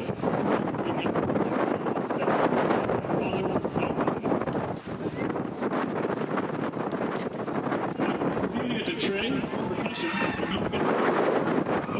Ohio. Escorting Celia is mother Jamie Hemmon to Trey and father Chris to Trey.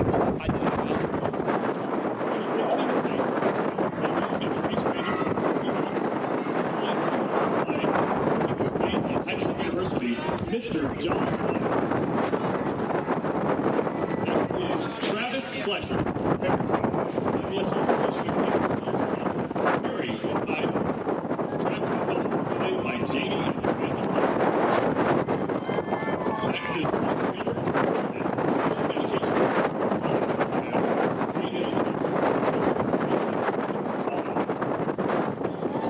education. Next is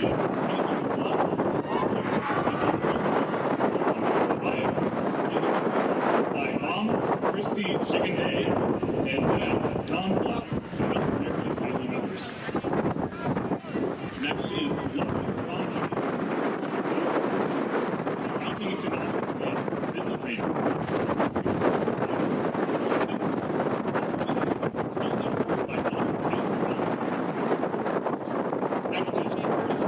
Trombone.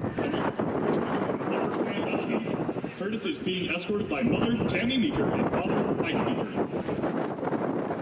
Next is Susan Bowman, Massachusetts.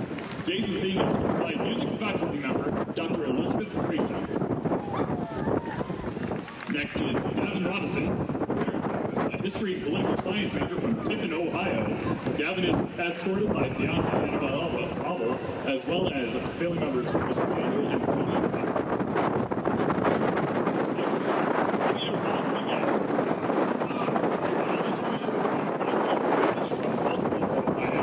Escorting Lydia are Suzanne Rodriguez and family. Next is Lily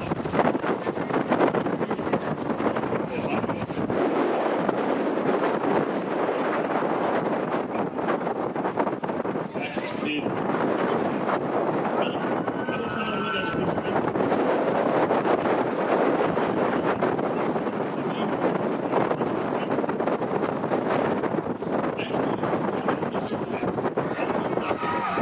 Music education major from Marblehead, Ohio. Janessa is being escorted by mother Misty Franks, stepfather David Franks, and father Corey Shortridge. Childhood education intervention specialist major. Catherine is being escorted by Matt Scott. And finally, we have Sophia Weaver, clarinet, Bachelor of Arts in Music with a minor in business from Findlay, Ohio. Sophia is being escorted by parents Dorothy and Tony Weaver and other family members. Let's have another big round of applause for our senior band members and their escorts.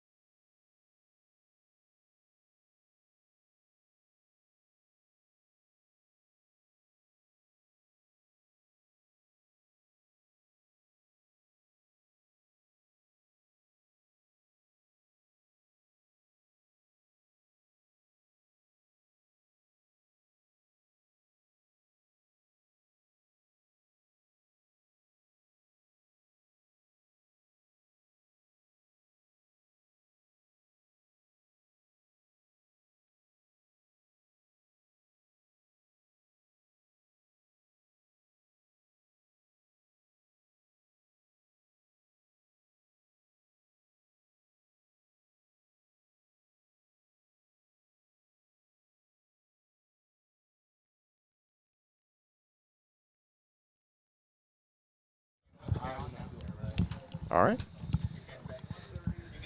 And we're back here at Hoernemann Stadium, campus of Heidelberg University at Risen Field. Nate Mullins, Max Drummond, Treyvon Hastings joining you live here in the press box as we get set to start the second half. We'll run through the stats from the first half after kickoff.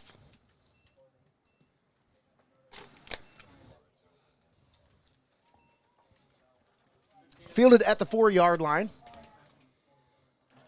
Davis on the return brings it up to the 20.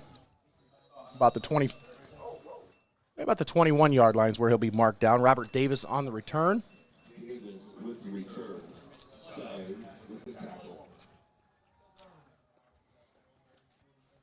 So let's go through those first half stats, guys. As with the first in the pregame, we'll start with you, Max. We'll go through the defensive stats here. Yeah, sure. We're gonna have to wait a little bit to see them, but there in the first half, they were able to pretty much crowd the line of scrimmage, do what they want, and send a lot of pressure. So offense is primarily Montavious Yearby, as you can see, and I mean Baldwin Wallace hasn't been able to stop him. So there you have it. There's your first half stats. Thanks to Max Drummond and Treyvon Hastings for providing those. Hand off to Yearby on 2nd and 3. He fights his way forward. He's got the first down up to about the 33-yard line. I got to give a lot of credit to the crew here today, as I don't have a full roster of everyone helping here today, but we got an all-star crew today, guys, and we're dealing with a lot of adversity. Let's just say that. Yeah, we've got cameras going out. We've got cords falling off the ledges. It's the wind. This wind is just being crazy right now. It's brutal. Things that we have not had to deal with all year presenting themselves in the final game. Of course, that's just how it works. That's just how it goes. Yeah, it goes to show the product on the field aren't the only ones affected by the weather. That's right. And they're dealing with the adversity just like we are here. So, once again, 2nd and 10. Handoff, Yearby. And he's got it up to about the 35-yard line, maybe the 36. Montavious Yearby.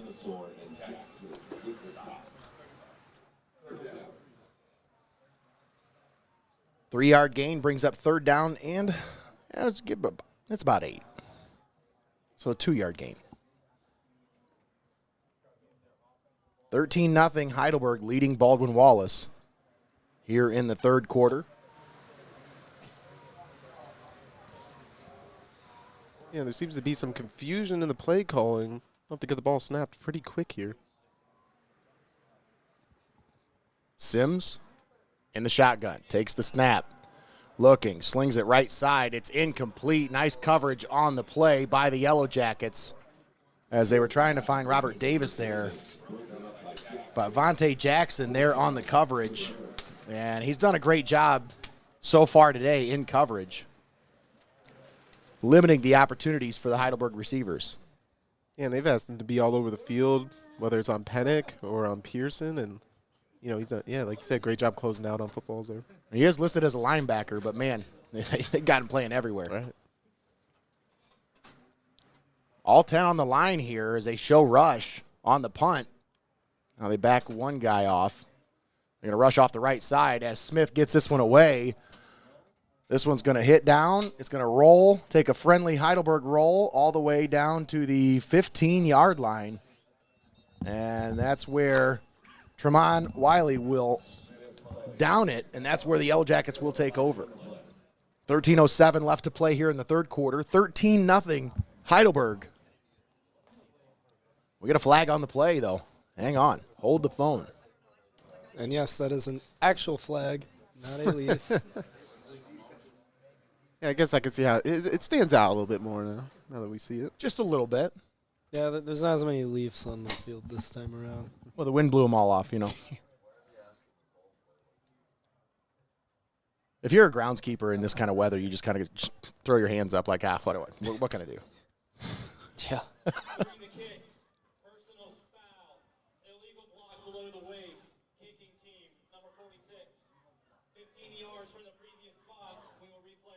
Oh, yeah, they'll definitely make him re-kick that one after Parker Smith had him down at the 15-yard line.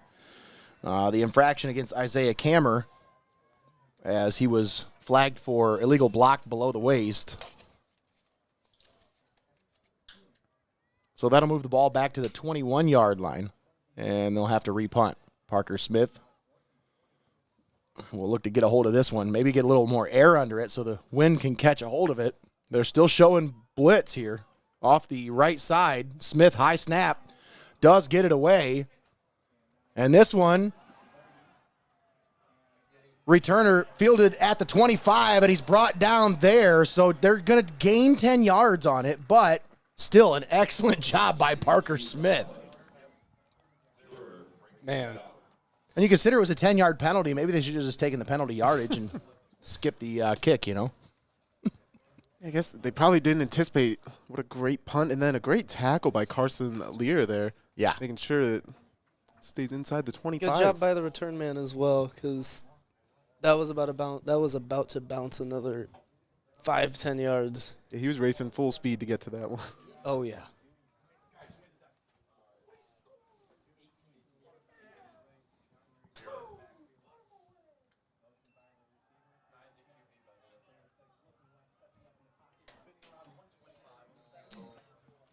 And Marisek on the carry, carries it up to about the 28-yard line.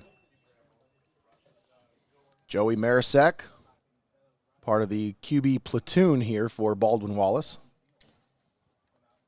As we've seen both him and Reese Waymer here today in this one.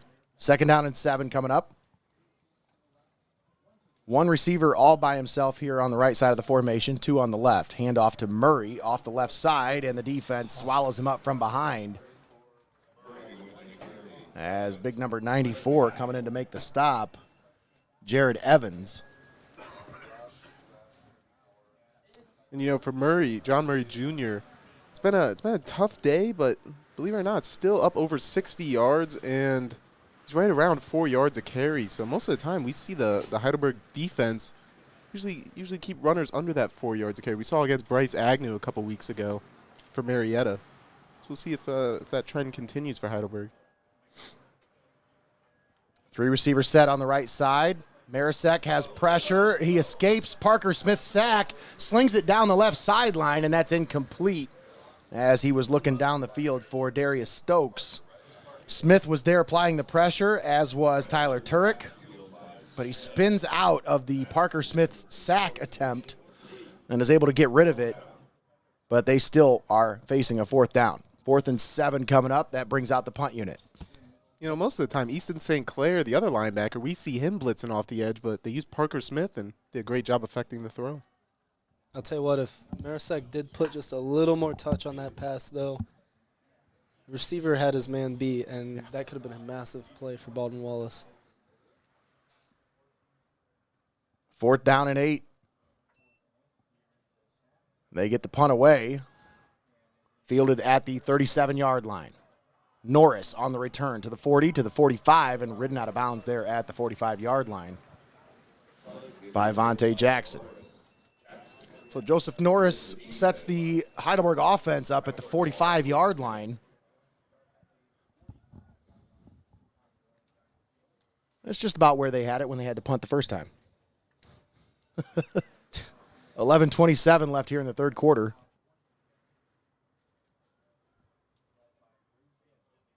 Boy, Greg, you're earning your paycheck today.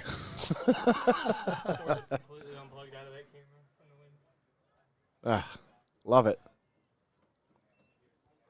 Handoff, Yearby, and he is stopped after about a 2-yard gain up to the 47-yard line.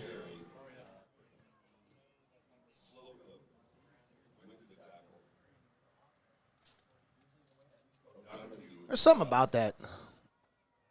The brown and yellow and white color scheme. I don't know what it is, but just kind of pops to me. I get retro from it. I'm trying to think of a team, but And Yearby with a nice spin move there and carries the defender out of bounds with him. Vontae Jackson rides Montavious Yearby out of bounds at about the 49-yard line. They'll say he's just past midfield. I think probably Georgia Tech.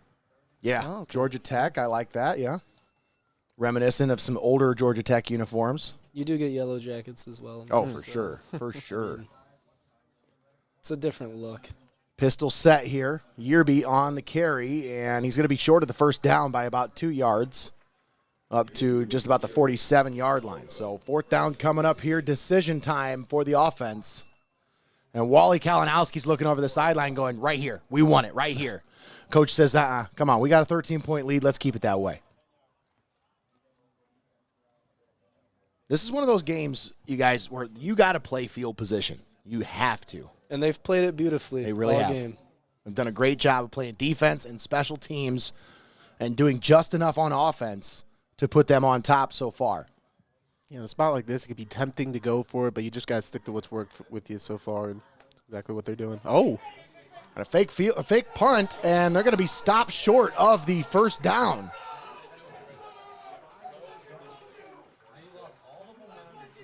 Ouch. So Isaiah Kamer on the carry, unable to convert, and that will turn the ball over on downs to the Yellow Jackets. I didn't see that fake coming. I thought they were just going to go ahead and punt it away, but We were just talking about field position and it being tempting. I feel like if you would want to get the 2 yards, you would give it to your back Yearby and just roll with him. a guy that's very effective making tacklers miss and good cuts in the hole, so, yeah, surprising call there. 3 receivers stacked on the left side of the formation. Now you got Marisek back to pass. Steps up into the pocket, slings it down the field, and it's picked off! Intercepted at the 32-yard line. Griffin Pendry on the interception. Marisek got drilled as Yeah. he made that throw. He really I did. think it was Turk. Let's watch him get absolutely lit up. I Yeah, watched him Tyler throw it. Turek Yeah. just blew him up on that one. Receiver was open, too. Had he got sailed that over Pendry. So they get a break, they get the turnover on downs, they get the stop on the fake punt, and then they turn it over on the very next play.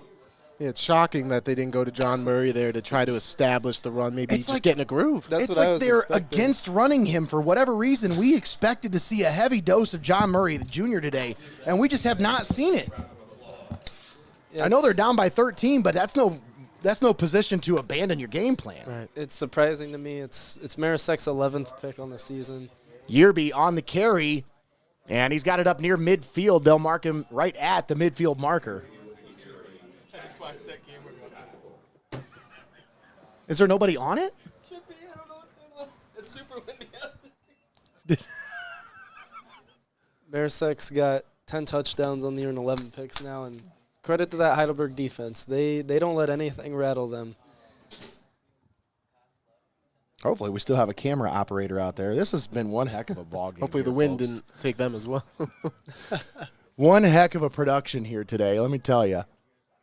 Handoff, Yearby plows right into the line, and he's going to be stopped just short of the first down. They'll say forward progress up to the 49-yard line, so just a yard shy of the first down. That's going to bring up third and just about 6 inches, about 1.5 feet, I'd say, yeah. You know, if we had to guess here, just based off how Heidelberg has called this game so far, you have to believe they want to run to get this third and short. Sims, handoff, Yearby, he's going to be dropped right at the line. No gain on the play, so this is going to bring up 4th down. They couldn't get the push up front that you're used to seeing. And it seemed like they just went with that same play once again. And they're telling him something out there.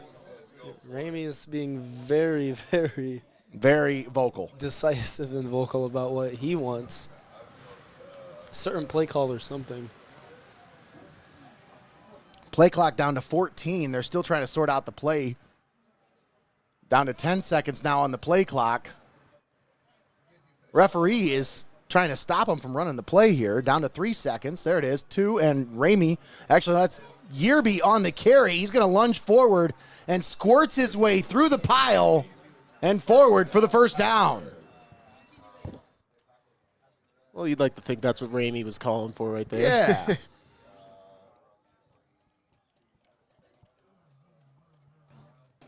I want to give a shout-out to our sideline guy, Joey Krajewski. I know he wants to chime in, but for some reason, this wind is just not allowing that microphone to come in. I don't know what's going on, but that mic is just not working. So we're going to have some issues that we'll have to sort through to figure out how we can get a better wireless reception when there's 50-mile-an-hour wind gusts. That is a forward pass. That should be a forward pass. It indeed is a forward pass. Pass is incomplete.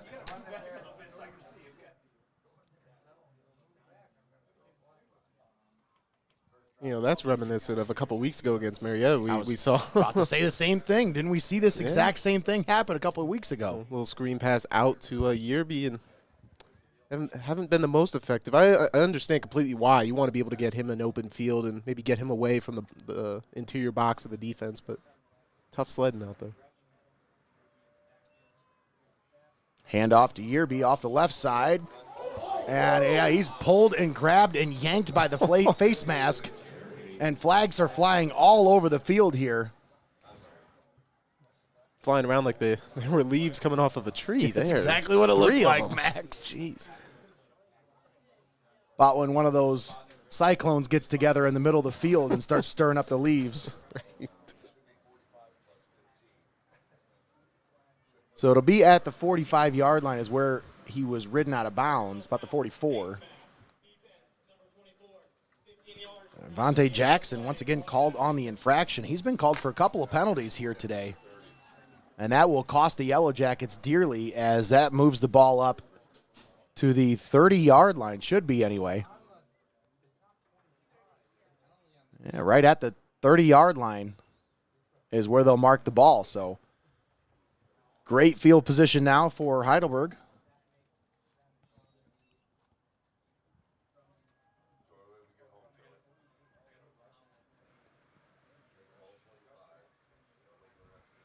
You need any indication about how windy it is, just watch our scoreboard cam. It's literally floating all over the place. Sims, handoff, and Jaron Curtis is going to be tripped up and stopped behind the line. Nice play there by number 32, Dylan O'Donohue out of Canonsburg, Pennsylvania.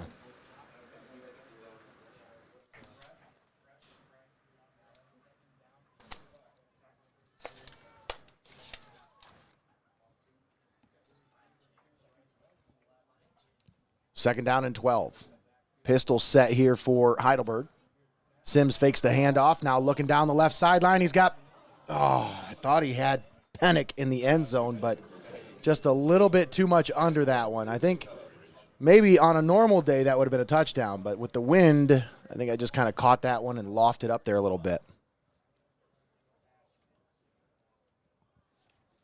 Big shout out to our sideline reporter, Joey Krajewski, as well as our action cam down there on the sideline. Mackenzie doing a great job, giving us some great perspectives down there.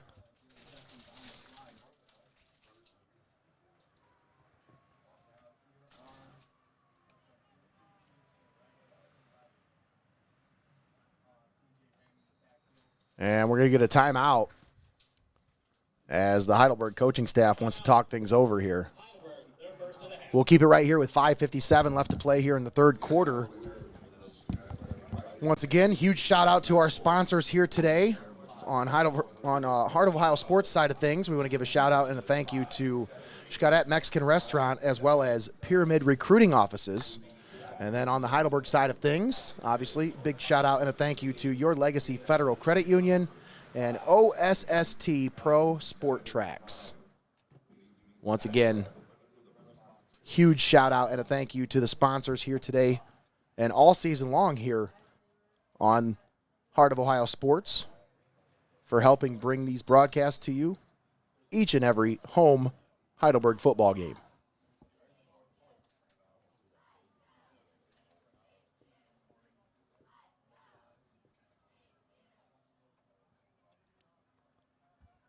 On the last play, we saw them take a shot there to Pennick. And without Brandon Reed out there, usually when this offense is in a lull, we see him as the go-to guy for an explosive play. So somebody in that receiving core, tight end room, has to step up here to close out the second half. Absolutely.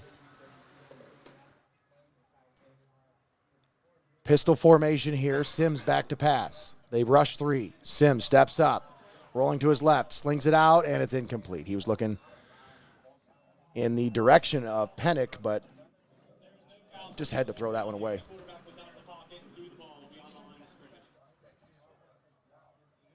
So a 4th down coming up here, 4th and 12. And most likely we'll see the offense stay on the field because this is one of those situations where it's too long for a field goal, too short to punt. I'm a fan of the pooch punt in this situation, though. I'm weird. I love weird football. Give it to your quarterback. Just have him pooch it inside the 10. But, yeah, I just like weird football. And you know what? Sims It might happen. Sims might have wanted to try that out himself. He was the only one still out there initially. Everybody else went to the sideline. He could 4th and punch 12. him. No, never mind. No pooch here. And they got the completion, but it's short of the first down marker by about a yard. So, not sure about that route there. I think maybe Pennick might have cut that one just a little short because I don't think the route was intended to be just a 10. I think that was most likely they were trying to get a 15-yard comeback there. And Pennick cut that one just a little too short, I think. So, either way, Baldwin Wallace will take over at their own 23-yard line, trailing 13-0. 5:45 left to play here in the third quarter. Thanks for tuning in here with us on Heart of Ohio Sports and the OAC Network. Nate Mullins, Treyvon Hastings, and Max Drummond on the call. We've had Joey Krajewski here all game, but he's been unable to chime in because of the wind and different things we've had to deal with today. Quick pitch out to the right side. Receiver is still on his feet. Wow. Way to maintain his balance there. Yeah, I was just about to comment on the pump fake on a play like that. It doesn't bode well, but the receiver really bailed out the offense on that one. Yeah, nice job there by Elijah Arnett of maintaining his balance and keeping his feet alive. 2nd down and 3 coming up. 2 receivers on the near side, H-back on the right side of the formation. They motion the slot receiver to the left. Handoff. Murray is met right at the line by Zach Blackiston. If I'm not mistaken, that'll be his first tackle for loss of the day. Yeah, it was a no gain, technically. So no gain. That's too bad. I was about to announce his I know. 64th. I know. I was getting excited, too. I but was also getting excited. I watched the chain game. I was seeing if it was going to move or not. Injury timeout on the field. We'll keep it right here. 4:55 left to play here in the third quarter. I believe that's John Murray. It is John Murray Jr. Keep an eye on that situation here as he's able to walk off on his own power. That's good to see. We'll highlight some more of our seniors here while we got a chance. Shout out, a big highlight for Oliver Kelleher, Bennett Roberts, Tremone Wiley, and Brandon Reed. I think we already highlighted these guys. Hey, extra shout-outs. I like it. Brandon didn't play today, so he gets the extra shout-out. Also, Kevin Robinson, Ryan Schock, Wally Kalinowski, and Devin Conyer. Who is also out today. Fake the handoff. Marisek slings it out left side. He completes it to his tight end. And that's complete to number 86, Jonah Schrock. You know, on that one, it was going to take a lot for 94 Jared Evans to be able to catch him, but it looked like he had to pull up and to come off the field there. We'll see how that develops. 3 receivers on the near side of the field. 1 man in the backfield. Wamers going to keep it himself off the left side, and he's going to be pushed out of bounds right around the 41-yard line. Reese Wamer shoved out of bounds at the 40-yard line. I'll say the 41. You know, that's the element he brings to this offense, really being able to use his feet. And I know Treyvon, we were talking about at halftime, he loves the use of a mobile quarterback. So we'll see if he can maybe help spark this offense a little bit. Handoff. This time, it's Victor Ford Jr., and he is going to be brought down after about a yard gain. Like you mentioned, Max, the use of the dual threat quarterback, and you see Murray get injured and come out of the game, and interesting that they bring in Waymer then. I would have expected to see him more in this game. I think he opens up their offense a little bit more, especially against Heidelberg defense like this. But, hey, I'm not the one calling the shots. Right. So. All right. Marisek in here on 3rd and 4. Back to pass. Slings it over the middle. He's got his man at the 40. Great pass. And a great catch there by Elijah Arnett. He comes down with it, and they push the ball down to the 35-yard line. First down conversion. He was just able to find his man up the seam, and a beautiful ball just perfectly thrown and only where his man could get it. Marisek, handoff, up the middle. Not a whole lot of running room there for Victor Ford Jr. And as the tempo seems to increase on this drive, that'll test Heidelberg's ability to make substitutions quickly. And it's going to test that depth of there, see who's ready to play. Now that's a windstorm right there. Look at that. Hopefully that wasn't a camera that just fell. I heard something.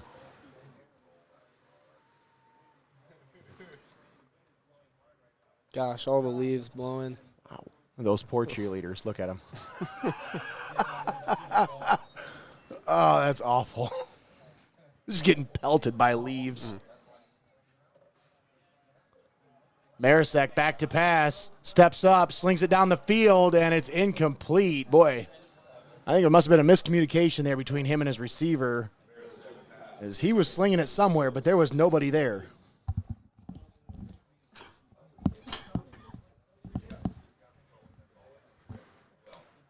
Third down coming up here, 3rd and 6. Ball at the 31-yard line. They need to get it inside the 25 to convert. 3 receivers out far to the left, 1 here on the right side. That is Elijah Arnett.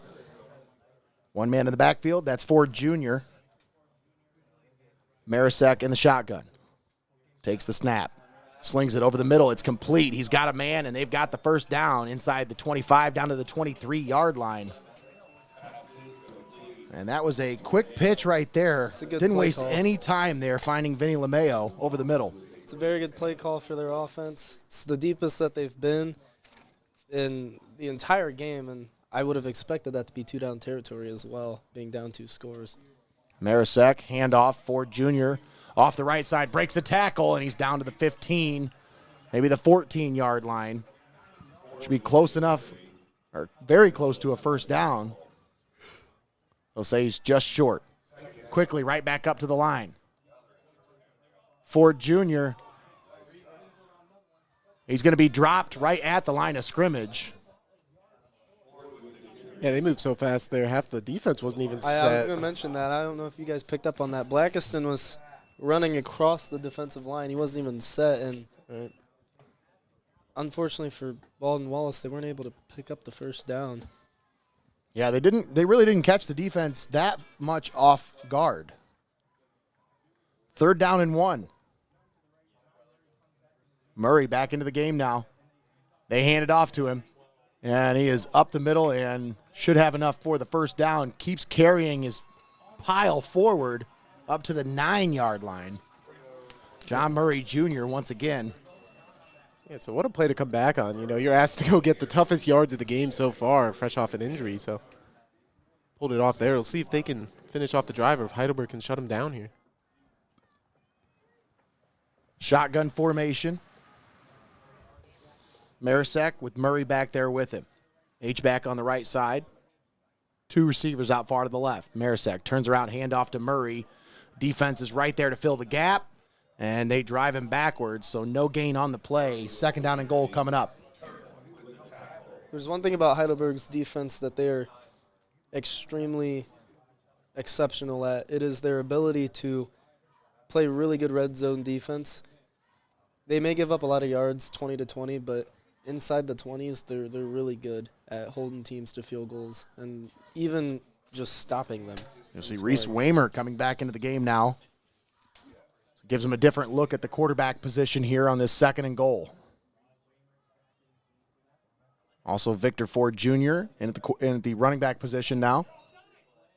And that should be a false start against the offense here.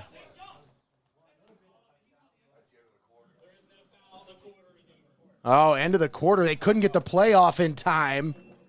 And that will end the 3rd quarter. So Heidelberg leading 13-0 as we step aside. We'll come back with the exciting 4th quarter of action live here on Heart of Ohio Sports and the OAC Network. Don't go anywhere. We'll be right back. Zach Dillon here, and you're watching Heidelberg football on Heart of Ohio Sports, the pulse of the Buckeye State. Hey folks, don't forget to check out the Pulse podcast every Monday night at 8 p.m. right here on Heart of Ohio Sports.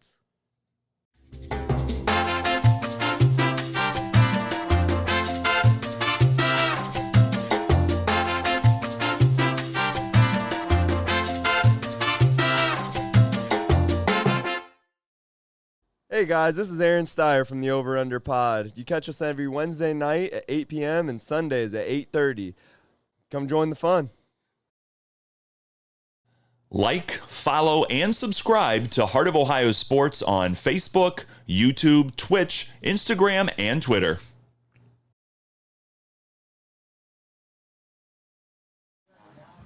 And we're back here at Hoernemann Stadium on the campus of Heidelberg University.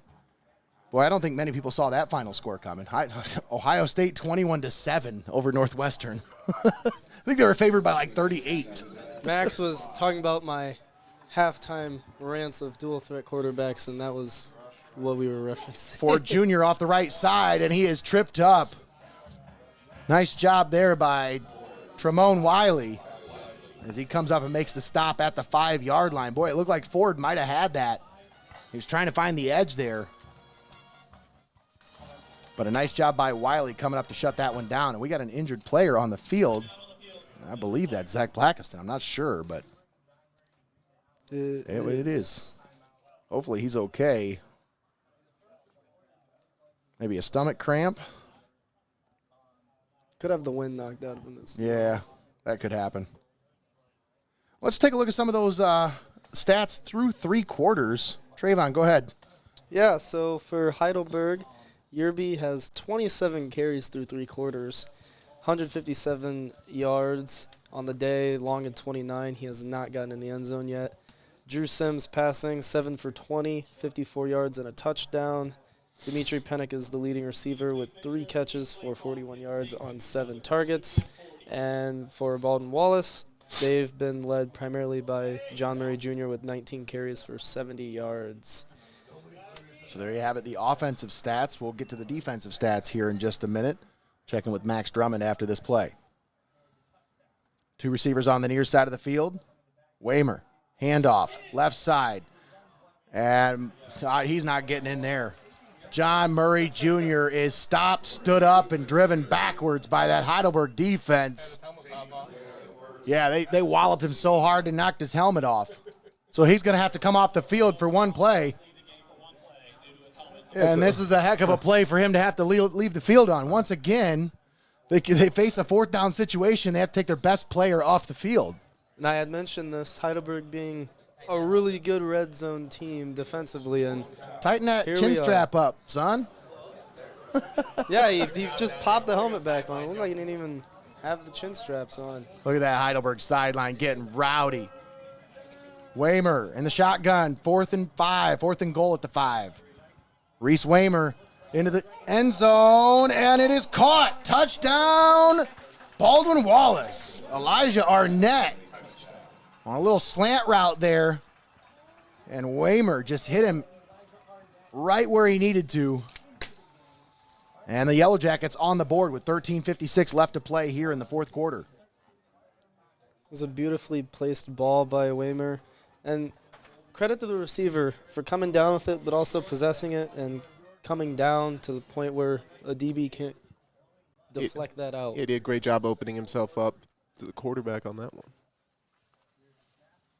And the extra point attempt is up, and it is good. Dean Saris knocks it through. Love it when they got two of the same number on the roster. It's like, oh yeah, this guy. No, wait, it's actually this guy. Just want to make sure we're on our toes up here. That's all. Dean Saris out of Canton, Glen Oak High School. Yeah, let's highlight some more seniors here. We still got a little bit of time, and I know there's a lot of seniors to get to. Darren Davis, linebacker. Tug Tibbles. Boy, you want to talk about a name? Man, that is one hell of a name right there. Andrew DeHart and Bobby Logan. Those are your 5 or 4 senior spotlight for the current segment. And I'll tell you, man, for the career that these guys have had at Heidelberg, I mean, everything that they've been able to accomplish in this short amount of time, I mean, you think about all the adversity that they had to deal with, COVID, pandemic, all the different, everything that changed during those couple of years, and for them to be able to persevere through that and put together a couple of solid campaigns, and now they're approaching 30 wins. Is that what we were talking about? That's right, 29-14 if you include the COVID season, so yeah. There you go. Yep, right so there. Chance to close out with 30 wins in one of these last 2 games here as Wiley takes the kick at the goal line. Returns it up to the 20, stays on his feet to the 25, and that's where he'll be brought down about the 24, 25-yard line. Tremone Wiley on the return.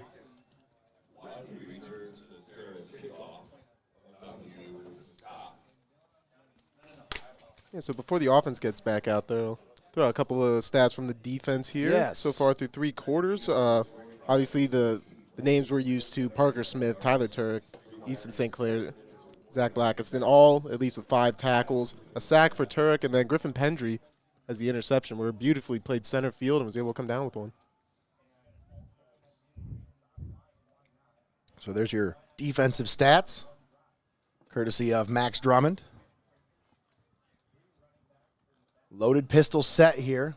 They hand it off to Curtis, and Jaron Curtis carries it forward to about the 29-yard line, good for about 5.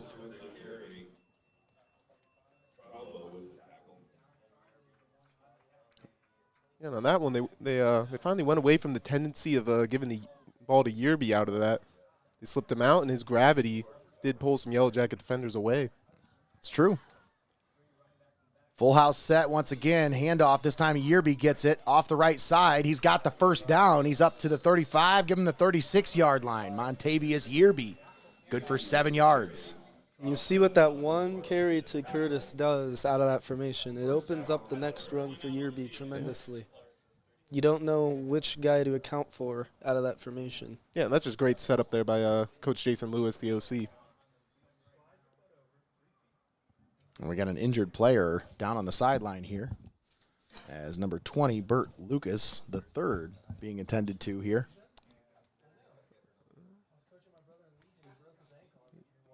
Could be Not sure. Yerby. I thought that was 20.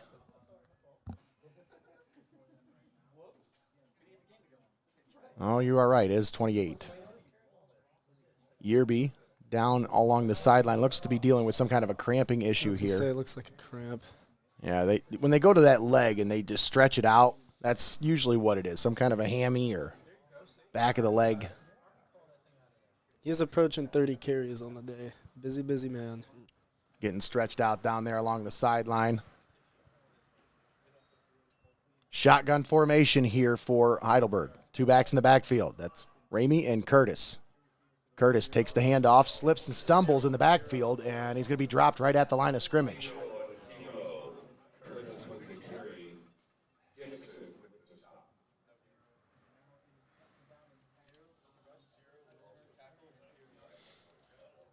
That was a 0-on-0 crime.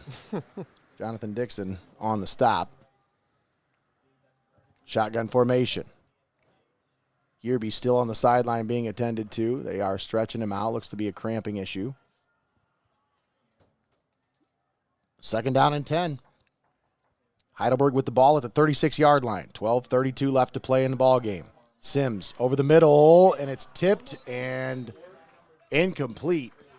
Trying to find Pennick right around the first down marker, but excellent coverage down the field as the Yellow Jackets are just kind of sitting back in zone coverage, watching the quarterback's eyes right now. Yeah, they're doing a great job keeping these playmakers in front of them, and as a result, like we keep bringing up, no explosive plays in the passing game so far. On top of that zone coverage, they're only rushing 3, and when you're only rushing 3 and dropping back 8, a lot of guys in coverage that you have to not only read but find your open guys. It's very tight passing windows, too. One man in the backfield. They bring Davis in motion. Sims steps up into the pocket, slings it down the field, and it is incomplete. And there's another flag, and these will be offsetting penalties. As you got an illegal motion before the play and then a pass interference down the field.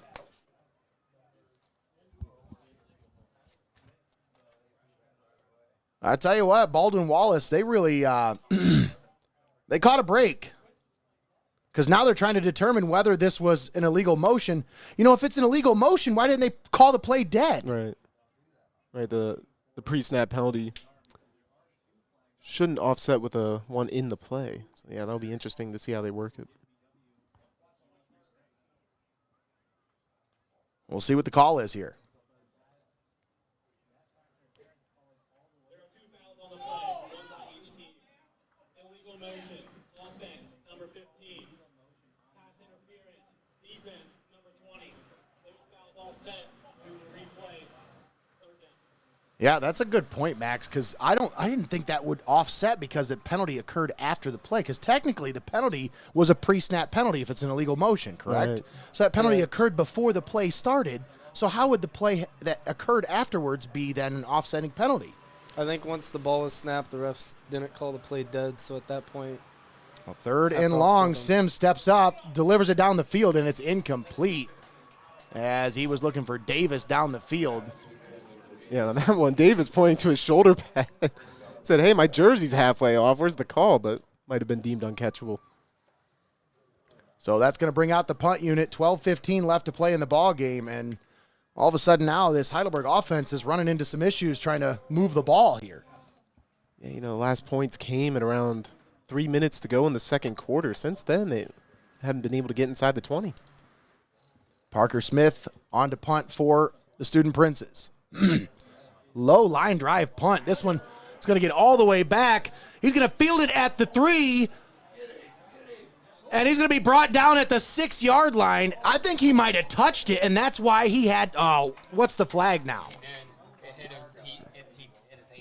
Yeah, he definitely touched it. That's why he had to go back and get it. But what is the flag here at the end of the play? That's my question. 44 slammed. Yeah, freshman linebacker Trey Ferris. Oh, that's a frustrating penalty right there because, man, you had him pinned deep, and now they're going to get bonus yardage out of this. Yeah, it looked like he was locked up with a. That's going to push him up to about the blocker. 21-yard line. Unnecessary roughness. Defense. 15 yards from the end of the play. 1st down. Yeah, so that'll move the ball to the 21-yard line. They did have him pinned down at the 6 or the 7. Now that's going to move him to the 22. I was going to say, even before the penalty, getting to the 6, that wasn't the worst case scenario for Baldwin Wallace there.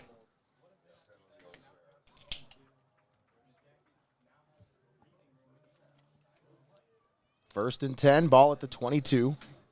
Yellow Jackets take over now, having scored on their last possession. Reese Waymer's in the shotgun formation. Murray Jr. back there with him. Waymers is going to keep it off the left side, and he's going to run it out of bounds.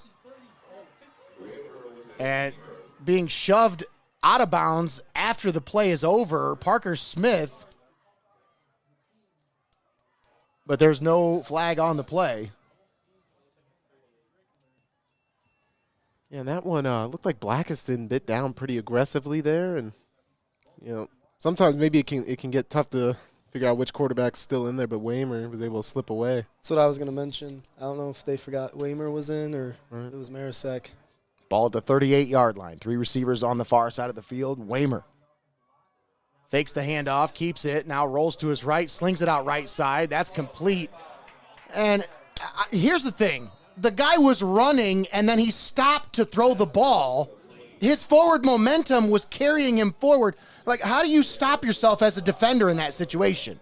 You're going after the ball carrier. Right. Like, he's just trying to tackle the guy because he's taking off like a runner. It was an option play. And then all of a sudden he just decides, oh, I'm going to pitch it out right here real quick, and now you're going to get it. I just don't get that penalty. He's a runner in that situation. Just because he threw the ball doesn't mean anything. Sure, and we'll see what they say here in a sec. Wow. Because he's still behind the line, so he's still a passer. Yeah. I don't agree with break. that call. That's such a tough call to make. Yeah, now we're seeing Baldwin Wallace's offense with the help of some penalties here, moving the ball past midfield already. I was going to say the bubble route on that is built in, and it's all a read.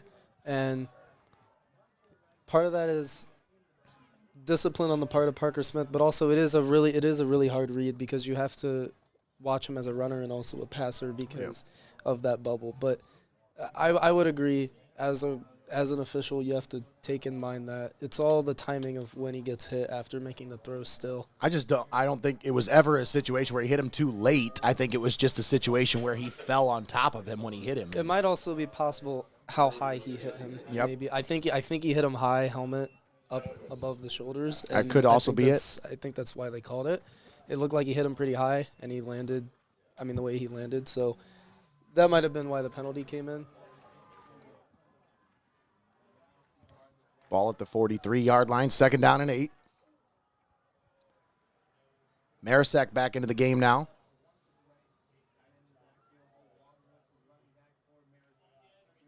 Fakes the handoff. Now rolls to his left, slings it down the field, and man, I don't know who he was throwing that ball to, but Looks like he's throwing it to our camera person. yeah, I thought he was trying to hit McKenzie on an out route.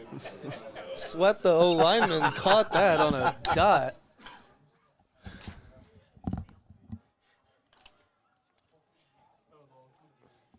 Third down and 8 coming up.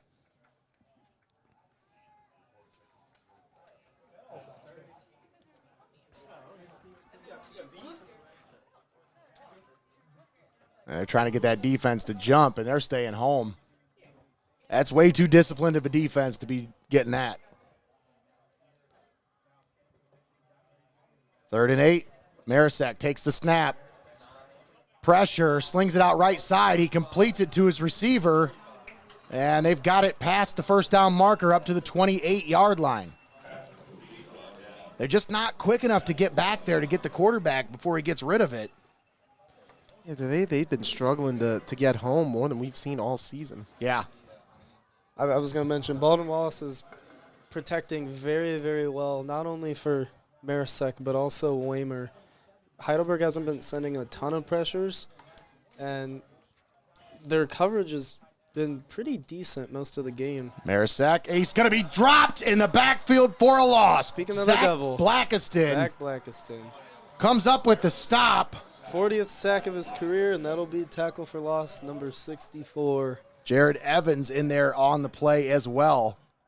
Let's take a look at that one again. Hey, announcer's jinx. you in a go. good way here. Look at that. He just bull rushed him and then came inside. Yeah, who else we got there? Jared Evans as well. Yes. Getting home. Speak and you shall be heard. They moved Blackiston to the left side of the D-line on that one. They go on the right tackle instead of the left. 3 receivers on the left side. Marisak slings it down the field. A wide open receiver at the 18-yard line makes the catch, and he's going to be ridden out of bounds past the 15 up to the 13-yard line. Nice little catch there by Tim Conwell, as you know that it's a creative play design to work him open in that situation because they're just working levels there. Yes, it's a levels concept. It worked beautifully, and it creates a bind for the defenders on who to cover. Marisak slings it out right side. Defense is there to blow that one up. That's going nowhere. Griffin Pendry in to make the stop. That's that same play that we were talking about from earlier. It's the keep, and it looks like he's going to run it, and then last minute there was a bubble, and depending on what the linebacker does with the quarterback, he's going to either just keep it or throw the bubble. Marisek, 2nd down and 12 in the shotgun. 2 receivers on the near side, 2 on the far side, 1 man in the backfield. John Murray Jr. back there, along with Marisek. He takes the snap, looking to pass. Pressure, steps up into the pocket, delivers it down the field, and that's incomplete, as he was looking for number 11, Vinny LeMayo. Some strong pressure from Blackiston. Rather than trying to hit him with a speed rush on the outside, he actually pressured him from the inside with a bull rush. He did a swim move, and it pressured Marisek pretty quickly.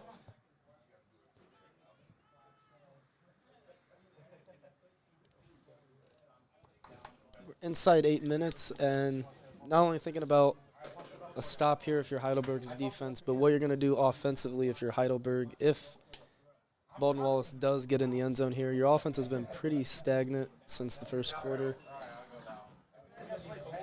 4 receivers set, 2 on each side of the formation here. Hang on, we got...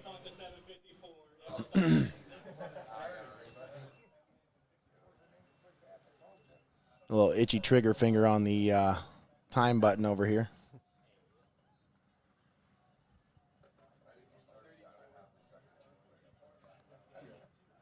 .754 remaining in the ball game. 3rd down and 12. Ball at the 15. Marisek back to pass. Looking, steps up, delivers it into the end zone, and this one's going to be well out of reach. Another pressure again from Blackiston, and I believe Tyler Turk on that one. And look at the sportsmanship. Blackiston able to help up Marisek. That's what you like to see right there. Oh, yeah, he's always lending a helping hand. You know, when there's people at the bottom of a pile, he's usually there helping them up. Big field goal. Yeah, this is big time right here because this could make it a 3-point ball game. Well, you know what? They've only attempted 4 field goals on the entire season. They're 2 for 4, so not an experienced group by any means. I'd get it in, too, because the winds died down. Yeah. We got 18. Yep, Dean Saris on to attempt the field goal, which would be from 32 yards out. And hold the phone. Delay a game. And that might move them to a point where they might think about this.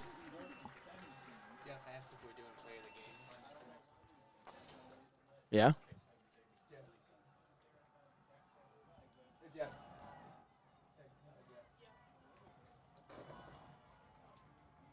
We don't have any way to interview him, though.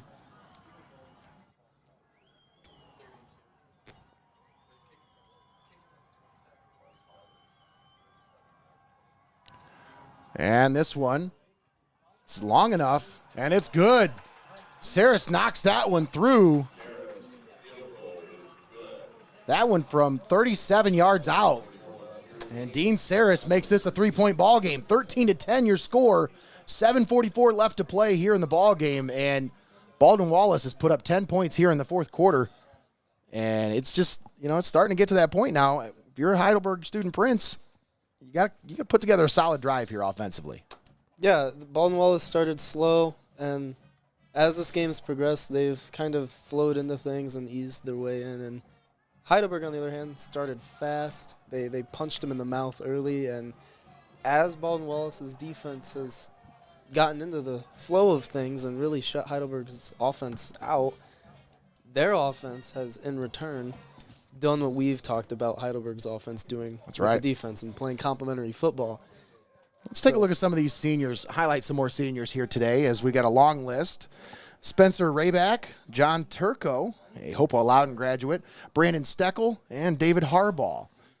4 more seniors here to highlight on Senior Day here at Hoernemann Stadium. And, in a game like this, what a nice thing it is to have 2 senior kickers like that. They're both so experienced. And, may need them here in the 4th quarter. Absolutely. Saris runs up and boots this one off. This one's a high kick fielded at the 15-yard line, bobbled by Davis, but he does bring it back. And he cuts it outside to the 35, and he's tripped up there. But I tell you what, Dom Tromba probably saved a touchdown with that tackle right there. I will personally tell you Robbie Davis is a dangerous return man. I Yeah. have seen him return some kicks, and that is not a guy that I would want to kick to consistently. Looking at the team stats overall, it's looking pretty even now. Both teams have 13 first downs. Heidelberg averaging almost 5 yards a carry on the ground. They do have a slight advantage on the ground. But time of possession, pretty even. 27 minutes for Baldwin Wallace, 25 for Heidelberg. Yearby bounces this one outside. Sims throwing a block. And what a nice job there by Drew Sims getting out in space to give his guy a couple extra yards there.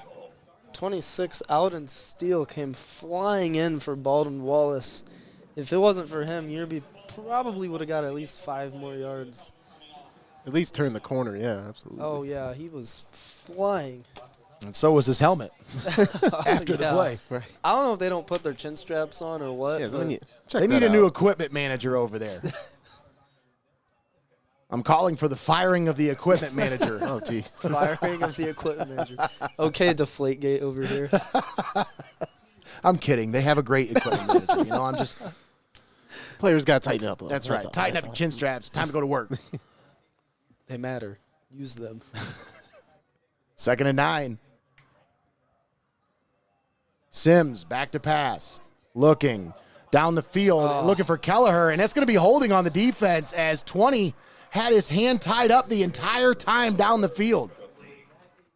You can't catch the ball if you don't have 2 hands, and when you got the defender holding on to one of them, well, it's kind of hard to catch.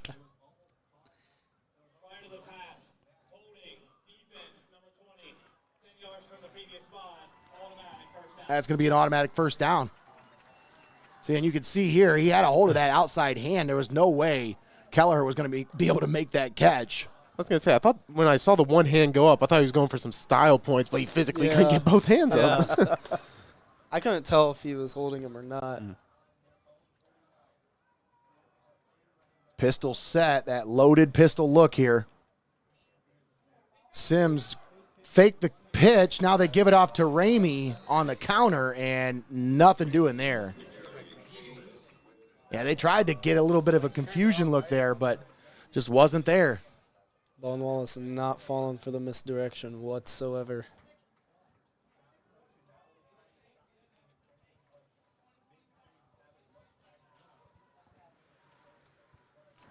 I think if you're Heidelberg, you got to start using more 3 receiver sets. Yeah. It's what you're accustomed to, and It spreads out the defense. Gives you a little bit more running room. that was the next point I was going to hit. I think Baldwin Wallace has finally figured out how to play that, I'll say, loaded pistol set because you can only do so much with 2 receivers and 3 running Yearby backs. on the handoff, breaks a tackle. He's got the first down to the 41-yard line. That'll be good enough to move the chains and keep that clock moving. 6:09 left to play in the ball game. You see it right there. You put a 3rd receiver in, you take another guy out of the box, you get a first down with Yearby, who I believe that puts him near 170 yards. Yeah, he's at 165.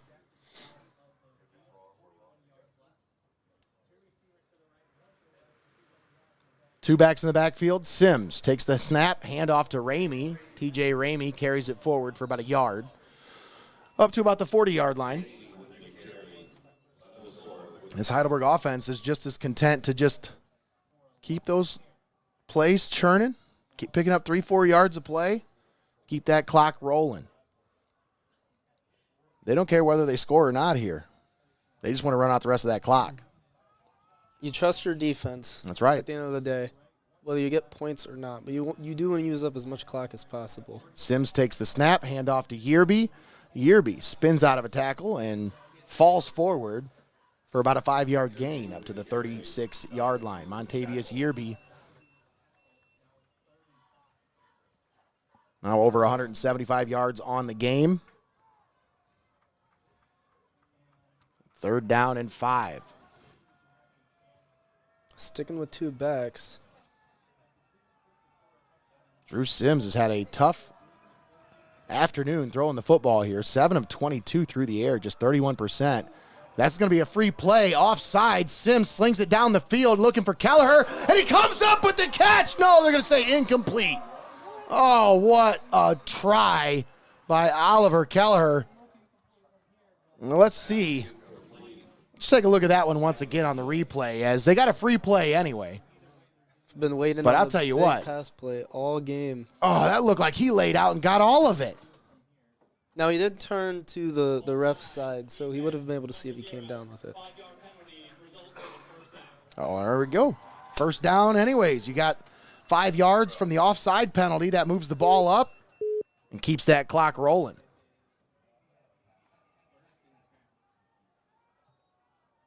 And like clockwork, we get a... Oh, I guess they didn't give him the first down there. At least the chains haven't moved. The referee said result of the play is a first down. You can't, if you've said it, you can't be exactly. Like, I don't know what was going on down there.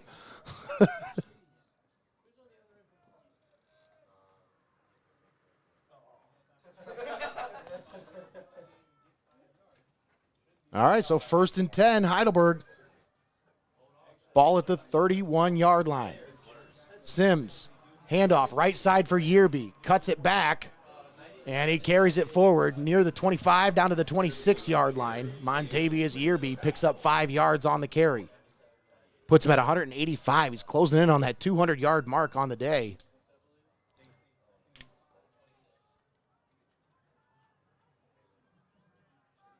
Second down and 5. Pistol set here. Plenty of time on that play clock. 15 seconds on the play clock now. This is that time of the game where you just start letting that thing roll down to 5. 3:48 left to play. Sims, handoff, Yearby up the middle. He's got the first down, and he's going to be brought down past the 20 to the 15, maybe give him the 17-yard line is where they'll mark him down. But an impressive run once again from Montavious Yearby. Yeah, on that one, they went right behind the 2 seniors. We already mentioned one of them, and Bobby Logan, the center. Braden Donge is the left guard. Great double team to spring Yearby. Quickly right back up to the line, but I don't think Baldwin Wallace was going to be fooled with that. They know they're going to try to run off some time here. Down to 15 seconds on the play clock. 3:15 left in the ball game. Drew Sims, pistol formation. Takes the snap.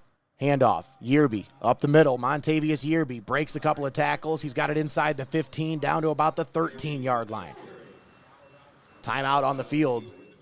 Baldwin Wallace is going to talk things over with 3:02 left to play here in the ball game. We'll keep it right here. Give a huge shout out to our sponsors here today. On Heidelberg side of things, you have the Your Legacy Federal Credit Union and OSST Pro Sport Tracks. As well as on the Heart of Ohio sports side of things, we want to give a huge shout out and a thank you to Xcaret Mexican Restaurant in the Tiffin Mall and Pyramid Recruiting Offices. Huge shout out and thank you to all of our sponsors here, bringing you Heidelberg football each and every home game here at Hoernemann Stadium.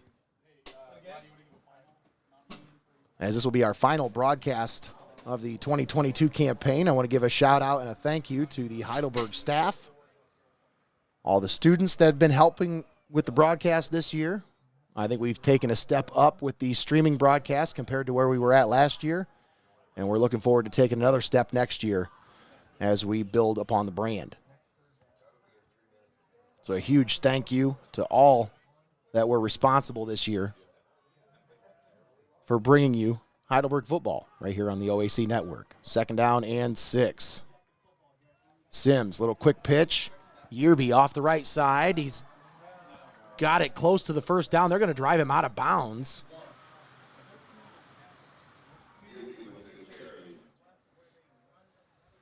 And I believe there's an injured player on the ground, so we'll keep it right here. 2:57 left to play. Yearby did go out of bounds on the play, so they didn't have to stop the clock, but it was an injury timeout. So we'll keep it right here. Once again, 2:57 left to play here. So, guys, we'll start with you, Max. You got a goal situation here. What, more seniors? How many seniors we got here? All right, more seniors here. We got to give all the shout-outs and the highlights here. Rudy Peerless, Colin Hughes, Montavious Yearby, and Chase Harden. There's your senior spotlight here today as that continues. And we got one more here. Tyler Turek, Seneca East graduate, Darion Thomas, Cole Biebart, and Bridger Klein. Those are your seniors for the 2022 Heidelberg football team. Big shout out and thanks to Greg Kinn for putting that all together today. Did a great job of, boy, what did we find out about 11 o'clock that it was senior day? And he said, oh, crap, hang, let me put something cool together. Let me do something cool for these guys. Greggy's always trying to think of something cool to do.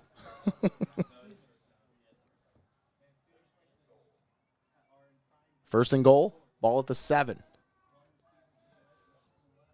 Yearby in the backfield. They started the clock. It must not have been out of bounds. Yearby bounces it up and over, and he's going to be brought down at the goal line. There's going to say right at the 1 yard line is where he'll be brought down. A flag flies in. He fumbled. I think they're going to get a blocking foul on the outside here. He fumbled the ball. Yeah, but he fumbled the ball when he hit the ground. The ball wasn't out in the air. The ball was out when he hit the ground.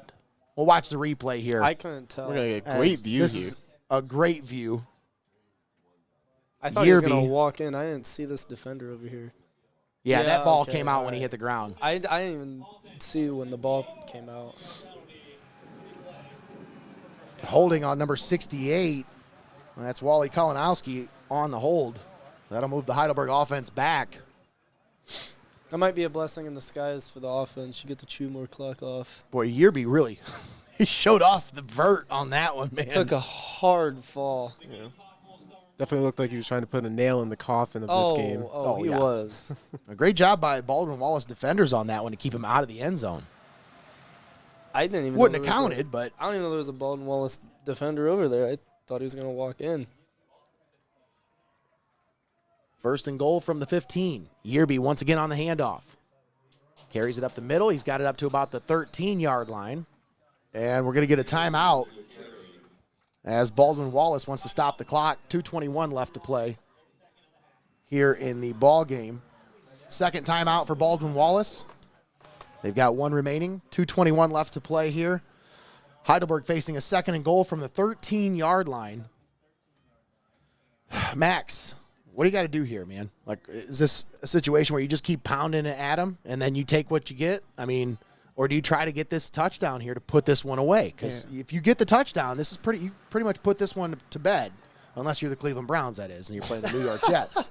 I'm just saying, you get this touchdown here, and you can pretty much put this to bed. You make them waste all their timeouts here, but is that the goal here, or are you just trying to run the rest of this clock out? Yeah, if it's me personally, I'm not putting the ball in the air at all, and I'd even consider throwing in Shane Treharn, maybe throwing a different look at him. Now, we haven't seen him all game, likely won't here, but adding big target down there. Sure, yeah, 6'7", 20, 6'7" to go to. So, but if I'm deciding what to do here, I'm definitely either keeping it with Yearby or Ramey at this point. Yeah, Drake, all the way out there by himself on the left side. The 6'7" freshman. Sims in the pistol. Handoff to Yearby off the left side. Not a whole lot of running room. That defense was right there to make the stop. And Baldwin Wallace is going to call their final timeout with 2:16 left to play here in the ball game. Adding on to what Max said about not putting the ball in the air, I would also not put the ball in the air. Nope. I know there's still 2:16 left, but even then, if you run the ball right here, it's another 40 seconds off. And let's say you run it and you get it to the 1 or 2 yard line, and if you elect for a field goal, it's still only 6 points.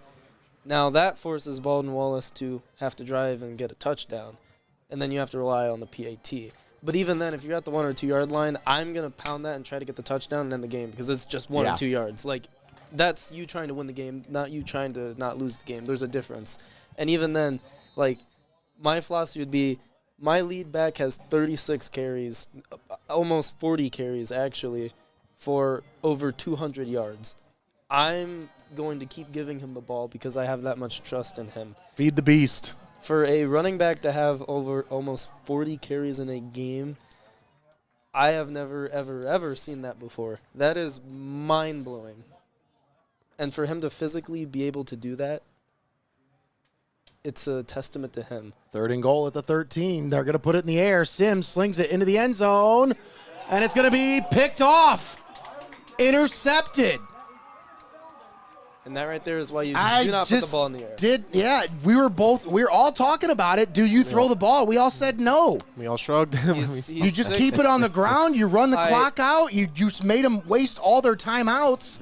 Now they get the ball at the 20-yard line. 3-point ball game, and they only need a field goal to tie, and a touchdown wins it. I understand that he is 6'7", but he's still only a freshman. Yeah, well, and that was Kelleher. Yeah, they didn't even go. They didn't even go to their tallest option, or Pennick, who's their jump ball, got 50-50 ball. I mean, I don't know if that was the first read, but I think even if it was the first read, you have to handle that a little bit more conservatively. Maybe even take a sack. You have. And Sims has had a rough day throwing the ball today. He's completed just under 35% of his passes. So even with the weather conditions, you have to factor in throwing the ball and just run it. There's nothing to that. Well, nevertheless, Heidelberg defense called the task. 1st and 10. Yellow Jackets. Marasek steps up into the pocket, gets rid of it, and it's complete. He's got it up near the first down marker. They'll mark him down at the 30-yard line.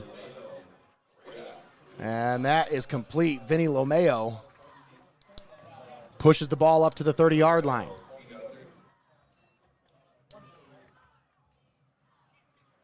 Two minutes to play.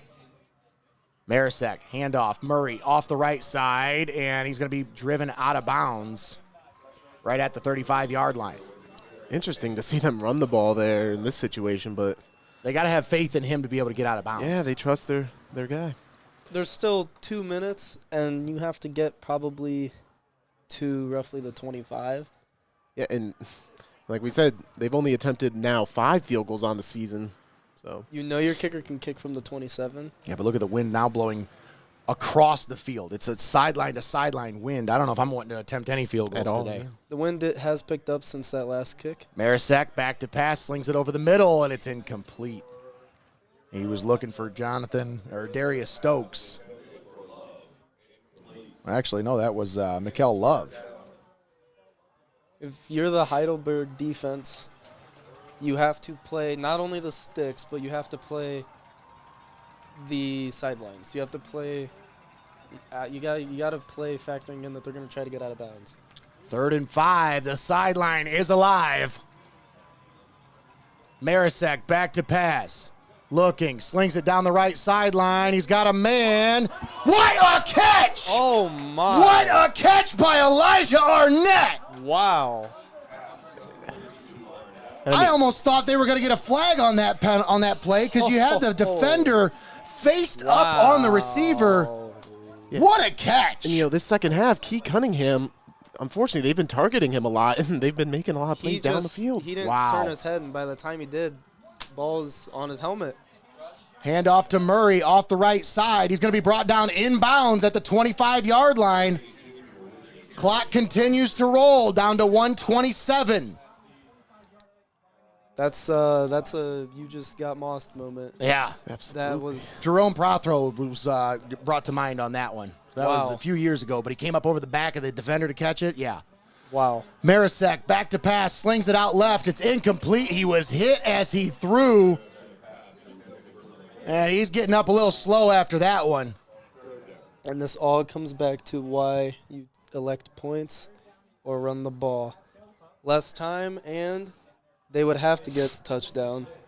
Now they can do whatever they want here. They're already in field goal range. They can do whatever, and they have plenty of time. 3rd and 8. Ball at the 25-yard line. 2 receivers on each side of the formation. Marasek back in the shotgun. Takes the snap. Looking. Steps up into the pocket. Slings it over the middle. It's complete. He's got it to Love, but Love is going to be just short of the first down. It's a great open field tackle. Carson Lehrer. 4th down. No timeouts left for the Yellow Jackets. They've got to get this figured out here. What are they going to do? Are they going to go for a field goal? They are. They're going to bring out the field goal unit on 4th and 1. That was a great open field tackle. 40 seconds left in the ball game. This is to tie. Dean Saris on to attempt what will be a 35-yard field goal. Does Heidelberg call the timeout? No, don't do it. Just let him kick it. See, that's what I would also do. Saris, kick is up, and it flutters through. Wow! Wow. I cannot believe that kick went through the uprights, and it did. Saris knocks it through and ties the ball game at 13 apiece. And now the Yellow Jackets have now scored 13 unanswered points here in the second half. This Student Prince's offense had What a a possession game. inside the red zone, unable to come up with any points. And now you're looking at it like, man, Wow. just take those 3 points and it's a different ball game. Well, and you say it's so bizarre. We saw against Marietta 2 weeks ago when they were down 21-0. Yeah. Consistently take their 3, and to not do it here, it's mind-boggling. Yeah.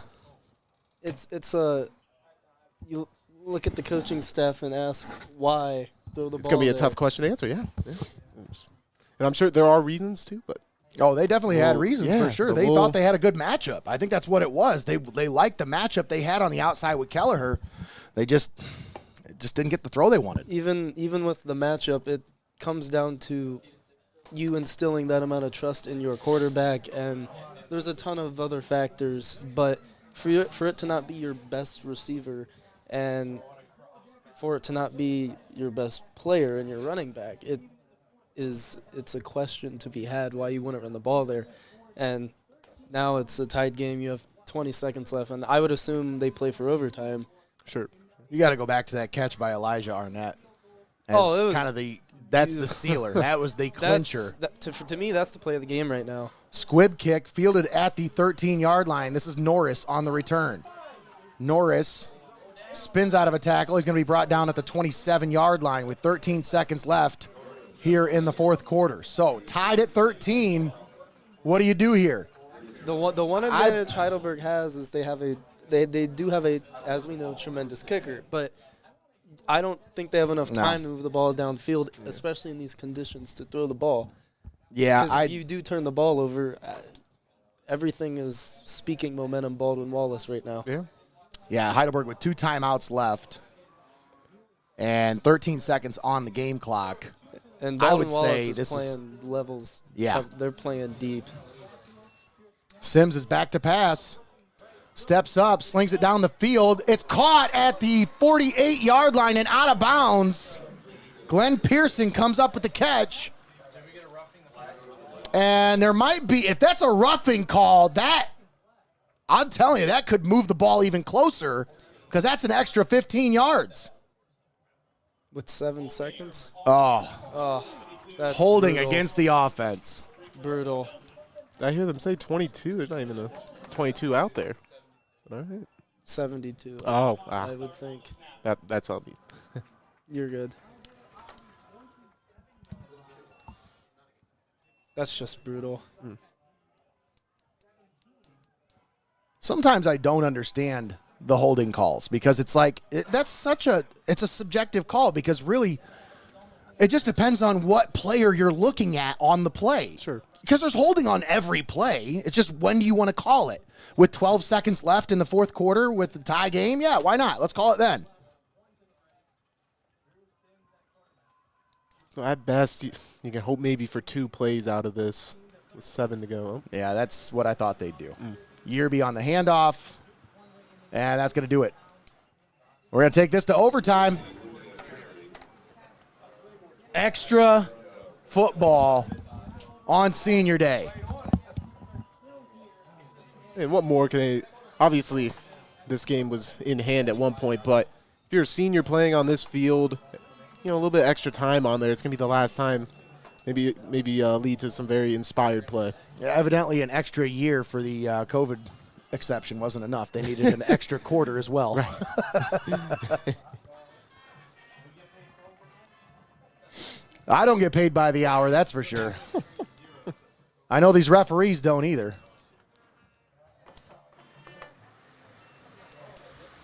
One of the biggest things I've noticed in this game is the physicality of it. Yeah. I think this is the most physical, imposing game that Heidelberg's probably played in all season.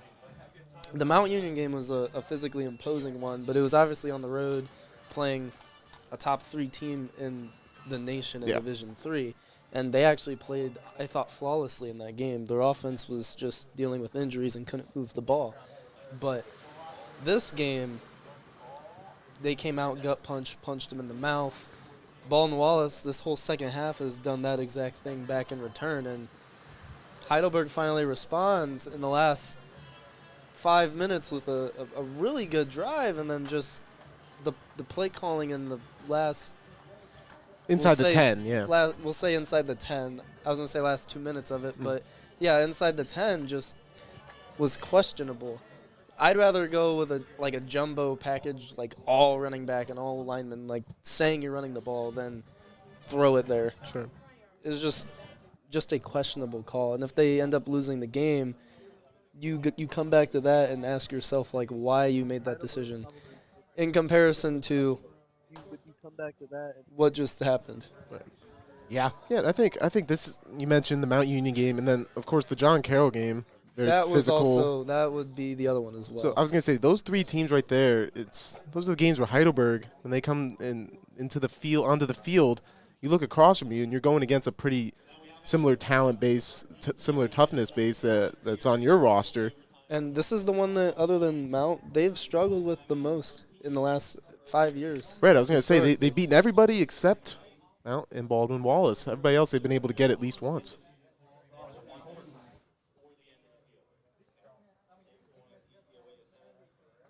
So, Wally Kalinowski out to do the coin toss duties.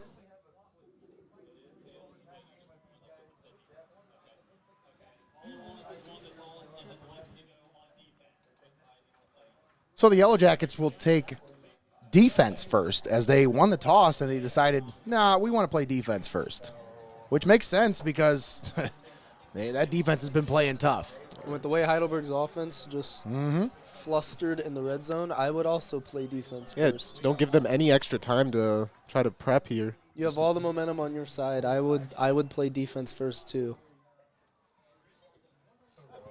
Tied at 13, we are set to start the first overtime.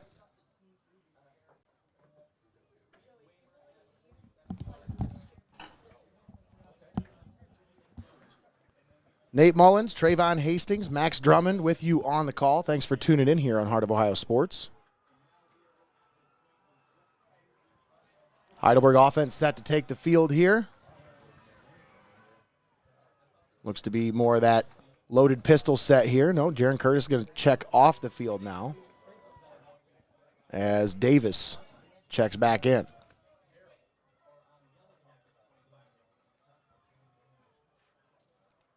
Sims directing traffic here, trying to figure out exactly where everybody's supposed to be. We got it figured out. 2 receivers out far to the left, 1 on the right. Sims, handoff, Yearby.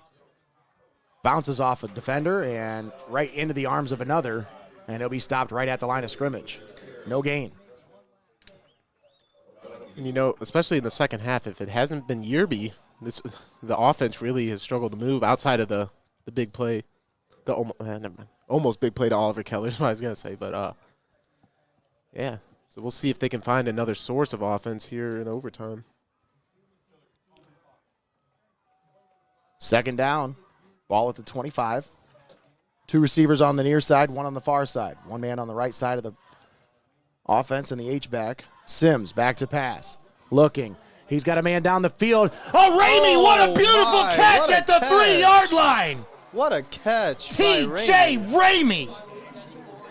You want to talk about laying out for it. Oh, my.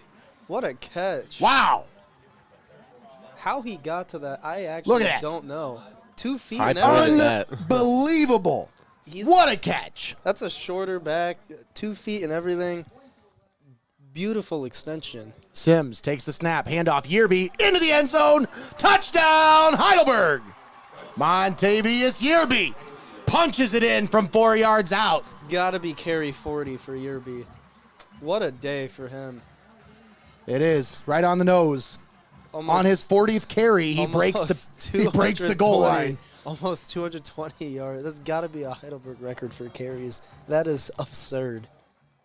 40 carries, 220 yards, and a touchdown for Montavious Yearby today. Wow. We'll put him at 219. And only 219. only a long of 29. That's right. So think about the amount of hard-earned yards that has been. It's not like he broke an 80-yarder and another 80-yarder and a 40-yarder. It's been 29, 8, 10, 12, 14, 6, 4. That's nuts. That was a big-time possession there by that Heidelberg offense. Yeah, we were looking for somebody in the receiving game to step up maybe and end up being the running back. TJ Ramey, who would have thought? It's really been the backs all game if you think about it. You're right. Primarily Yearby, obviously. I mean, 40 carries and then 6 for Ramey and 5 for Curtis, but that's what the offense has been all game.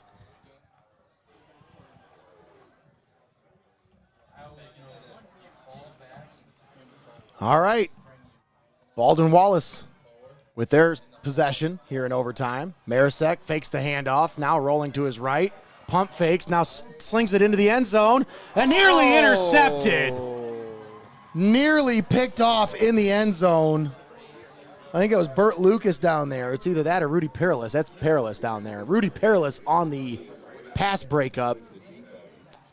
And, I'm not sure why Marisek hesitated on this route right in front. Yeah, right in the flat, right to Jonas Schrock, the tight end. That's what the play is designed for. And he was there. It was open. They ran it twice all game, and it was there the other time for 10 yards. Hand off to Murray, and he's going to be swallowed up and dropped right at the line. Actually, he's going to lose a yard back to the 26-yard line. So the momentum the Yellow Jackets had going into the overtime period, it seems to be shifting sidelines. 3rd and 11 coming up here for Baldwin Wallace.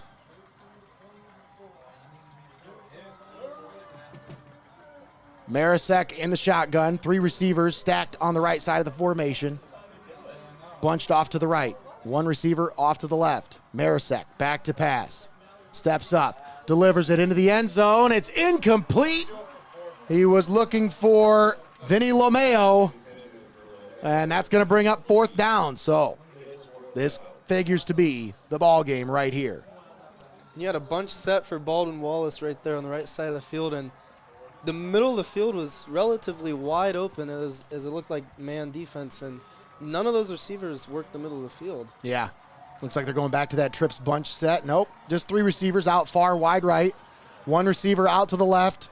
1 man in the backfield. Marisek takes the snap. Looking over the middle. Completes it to his receiver. And they've got the 1st down to the 10-yard line. Big time catch by Darius Stokes. Yeah, I think that's the first time we've really seen Keith Cunningham get beat.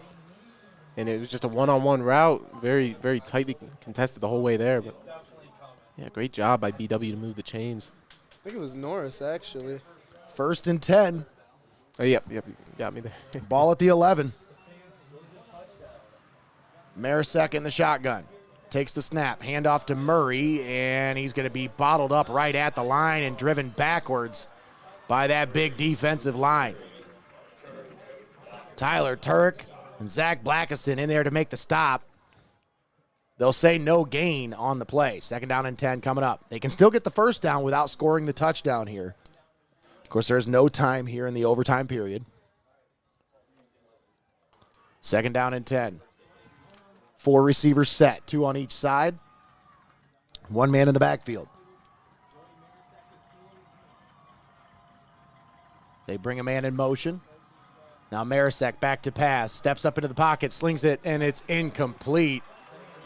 Not sure who he was going for out there. I mean, it was in the direction of Tim Conwell, but it really wasn't. And here we go, another 3rd and long. Have to assume that they're going to try to set themselves up for a little bit easier conversion if it came to 4th down. We'll see if they go with that play action look with the rollout with the receiver. It doesn't look like they have a H-back end, so we won't see that. But 4 receivers set. Marisek back to pass on 3rd and long, slings it into the end zone. That's incomplete. Boy, Blackiston should have been. They should have had a flag on holding on the guy who was blocking Zach Blackiston. Because Still almost got there. I mean, you sit there and you watch that play, and Blackiston, if he wouldn't have been held on that play, he probably would have made the sack. Oh, he still almost got there and still hit him. Can't imagine they'll leave him one-on-one again. We'll see here. Biggest play of the game. Had they snapped it right there with Blackiston leaning over, probably would have gotten an offside Probably. call. Yeah, probably would have got it. You But got they decide as not the to. quarterback, you got to be ready for that. 4th and 10. This is the ball game. They flip the Marisek receivers. He's slings got it one. into the end zone. Touchdown, Baldwin Wallace. Credit to Baldwin Wallace. It was a great route combination. Yeah. Tim Conwell on the touchdown. Before they flipped the receiver, before the snap, they flipped the 2 receivers. One turned in, ran a underneath route. I don't know if they're going to go for a kick here, guys. I think they're going to keep the offense on the field. They got Murray on the field still. They're going to take a timeout. I think they're going to try to go for the win here. And this is exactly what I would do if I was a coach on the road. If I'm a coach on the road in overtime, I don't want to play for another overtime. I want to play for the win right here. You either get the win or you get nothing. And that's just how you live with it. I like this call if I'm a head coach on the road. This is exactly the call I make right here because I'm a little bit more risque than most coaches, but I just say exactly. You just converted 2 4th downs on this drive. They've got all the momentum this whole second half and OT period, minus the big completion by Sims to Ramey. There hasn't been much for Heidelberg offensively. Yeah, that's one thing I'm keeping in mind here, if that'll weigh into their decision. Because if Heidelberg can't move the ball, I mean, you could try to outlast them in another overtime. But Right. the further you go, the crazier things can get. So I mean, will the agree further there. you go, Yep. Here comes the offense. the further you go, the more momentum tends to wane on your side. But This is the ball game right here, folks. 2-point conversion. Baldwin Wallace lines up. you might see They're either going to win or they're not. it is Marisek, so prepare for a pass. Marisek fakes the handoff, slings it into the end zone, wide open. They win the ball game. Baldwin Wallace on the last play of the game. Joey Marisek slings it over the top into the end zone for the 2-point conversion, and the Yellow Jackets steal a win on the road here on Senior Day at Hoernemann Stadium. All right, well, that's going to do it for the broadcast here. We're going to step aside. We'll take a timeout. We'll come back. We'll wrap this one up and break things down here from Hoernemann Stadium. Once again, 21-20, your score, Baldwin Wallace over Heidelberg. We'll be right back after this.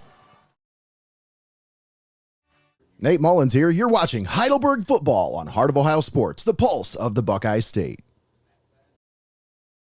How are we doing, guys? My name is Joey Krajewski. Thanks for tuning in. Make sure you check out the Over Under podcast every Wednesday night at 8 o'clock and every Sunday morning. Thank you, guys.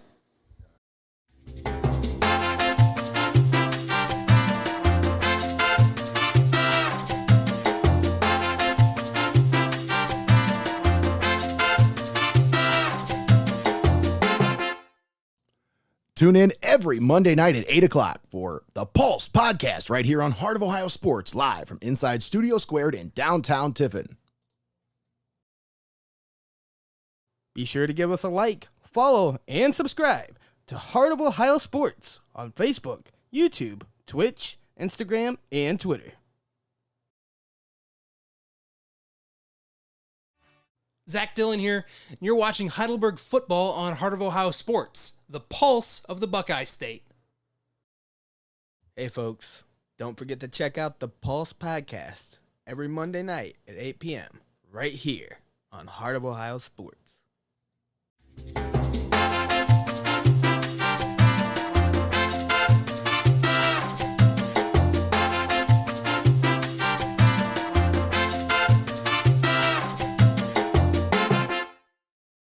Hey Hey guys, this is Aaron Steyer from the Over Under Pod. You catch us every Wednesday night at 8 p.m. and Sundays at 8:30. Come join the fun. Like, follow, and subscribe to Heart of Ohio Sports on Facebook, YouTube, Twitch, Instagram, and Twitter.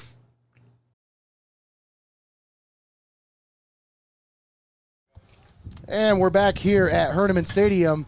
Nate Mullins, Treyvon Hastings, and Max Drummond on the call here with you after a disappointing loss for the Heidelberg Student Princes here today on Senior Day. Thank you. Final score 21-20. Baldwin Wallace sneaks in and steals one on the road here on Veteran Appreciation Day and Senior Day. Not the way you wanted this one to end if you're a Heidelberg fan, but you got a good game. This was one hell of a ball game here, folks. It was.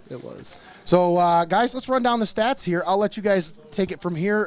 Max, we'll start with you. Defensive stats. What do we got? Defensively, we have Zach Blackiston with 9 total tackles, a sack, 2 TFLs as well. Easton St. Clair, Parker Smith, Tyler Turk, all with 8 tackles themselves. Of course, we had Griffin Pendry with the great interception. And, they did a great job limiting John Murray Jr., only 3 yards a carry. And that's for a guy who owns pretty much all the career records for Baldwin Wallace. So you can't ask for much more in that capacity. Yeah, so there you have it. That's the defensive stats for the game. Now let's talk offensive stats here. We'll turn that over to Treyvon Hastings. Yeah, not much to talk about offensively for Heidelberg other than Montavious Yearby, 40 carries, 219 yards, and a touchdown along a 29, so an average of 5.5 yards a carry. So when you put that into perspective, a lot of just long runs. Drew Sims had 8 passes for 24 attempts, 76 yards, and a touchdown. And Dimitri Pennick had 3 catches for 41 yards, and the touchdown by Sims was caught by Glenn Pearson for 7 yards. There you go. There's your offensive stats for today's game. I think the stats don't really tell the whole story here. They don't. They really don't. Because you look at those stats, it's a pretty even ball game. Well, I mean, it came down to it. It's a 21-20 ball game. It's an even ball game. It's just it came down to one team had to lose this game, and it's a shame it had to be the Student Princes. Wow, what a ball game. I mean, you look at penalties. Heidelberg had 9. Baldwin Wallace had 4. Time of possession, Heidelberg 3 minutes more time of possession. But total offense, plays and yards, Heidelberg ran 1 play more, and it was for they had like 13 yards more. Yeah. It was an extremely even game. It just came down to late game execution and questionable play calling. I just smile because I don't understand. Like, it's beating yourselves. It's all that it is. That's a hard job, man. Being a coach is a hard job. It is. In that situation, they're just trying to make a play. I mean, you can't fault them for trying to make a play. You can fault them for what they tried to do, but at the end of the day, these guys got to go home, and they're just people. Got to go home and live with the decision. That's right. It is what it is, man. It's a football game. Things happen, and sometimes the ball bounces in weird directions, and that's just kind of how it is. If the decision doesn't go your way, you got to live with the domino effect that can come from it. That's an absolutely great point. All right, so if we had to pick a player of the game, I think my vote goes to Montavious Yearby. 40 carries, 219 yards, and a touchdown on the day. So I think if I had to give it to anybody, that's my vote. Who you got? Yeah, I'll agree with you there. 5 yards a carry as well, like Treyvon mentioned. It wasn't inflated because of one big run. Yeah. He was consistently over the game, doing what he had to. And when this offense, they struggled to move the chains, 4 of 16 on third down. The ones they did convert were mainly because of him. Yeah, exactly. So what do you got? I'll give it to Yearby. I mentioned this earlier during the broadcast. Like, for him to have the long run being 29, that's him consistently breaking runs. That's not one long run of 80 and then a long run of 40 and 30. Like, 29, 12, 8, 8, 8. Like, that is absurd for a back to even have 40 carries. So I credit his body and the coaching staff to instill that much trust in him as a player. And it really speaks to his ability, let alone his talent. And he's clearly the best player on this team, I think. It just goes without saying. And he's missed multiple games, and that puts him over, I think, 800 yards in probably, 6 games he's played. It's just insane because he came into this averaging 109 yards. Yeah. Those are great stats. He's going to do nothing but pad those stats. And then they've got Capital next week, so he's got another opportunity to pad them even more. Maybe even approach that 1,000-yard mark, It's his second 200-yard game this season, so We'll see.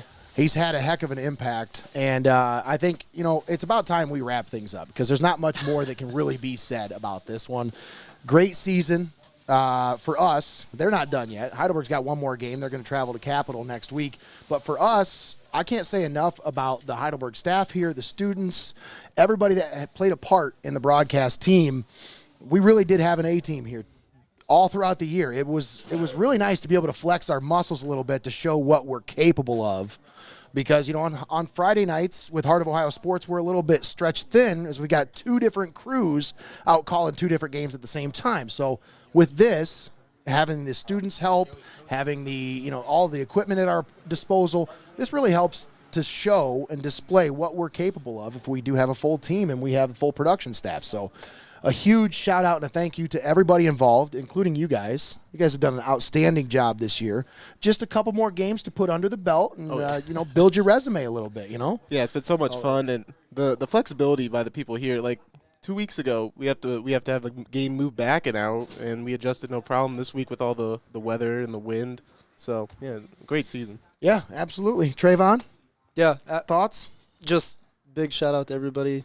Big thank yous. And mentioned the flexibility a couple weeks ago, having the sideline report and everything. I mean, it's so much fun. Love doing this. So for sure. Thank you to everybody. All right, so once again, huge shout out and thank you to all of the crew today. I don't have a full list in front of me because usually Zach puts that together. He'll put together a little list of all the people on there. But I want to make sure everybody gets the recognition that they deserve today. I know Mackenzie was on the camera today on the sideline. She was doing a fantastic job. Joey Krajewski was down there on the sideline, but we just could never get that microphone to come in for whatever reason.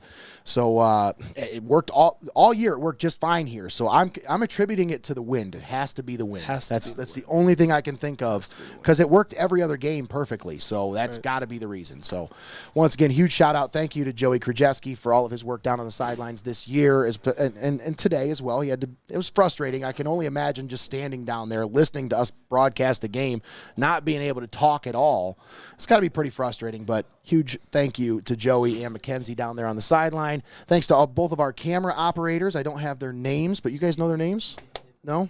No. Put on the spot. Sorry. I tried. You're good. All right. Big thank you to Zach Dillon and Jeff Garvin, Sports Information Director here at Heidelberg. But I got to give it up. I got to give the biggest thank you to Greg Kinn, the Wizard. The one and only, the man, the myth, the legend. I'm telling you, folks, what we do would not be possible if not for this man right here. So I got to give him a huge shout out and a thank you every time and every chance I can get. Once again, thank you all for tuning in. Make sure you share the video, like, follow, subscribe on all of our platforms. We're on Facebook, YouTube, Twitch, Twitter, TikTok, Spotify, Instagram, all of it. Search Heart of Ohio Sports. Find us, follow us. Please help us out, especially if you're on YouTube and you're not subscribed. What are you doing? Come on. Help us out. Once again, for Treyvon Hastings and Max Drummond and Greg Kinn and Joey Krajewski, I'm Nate Mullins, signing off from Hoernemann Stadium for the final time here in the 2022 season. Your final score, Baldwin Wallace 21, Heidelberg 20. Have a great day, everybody.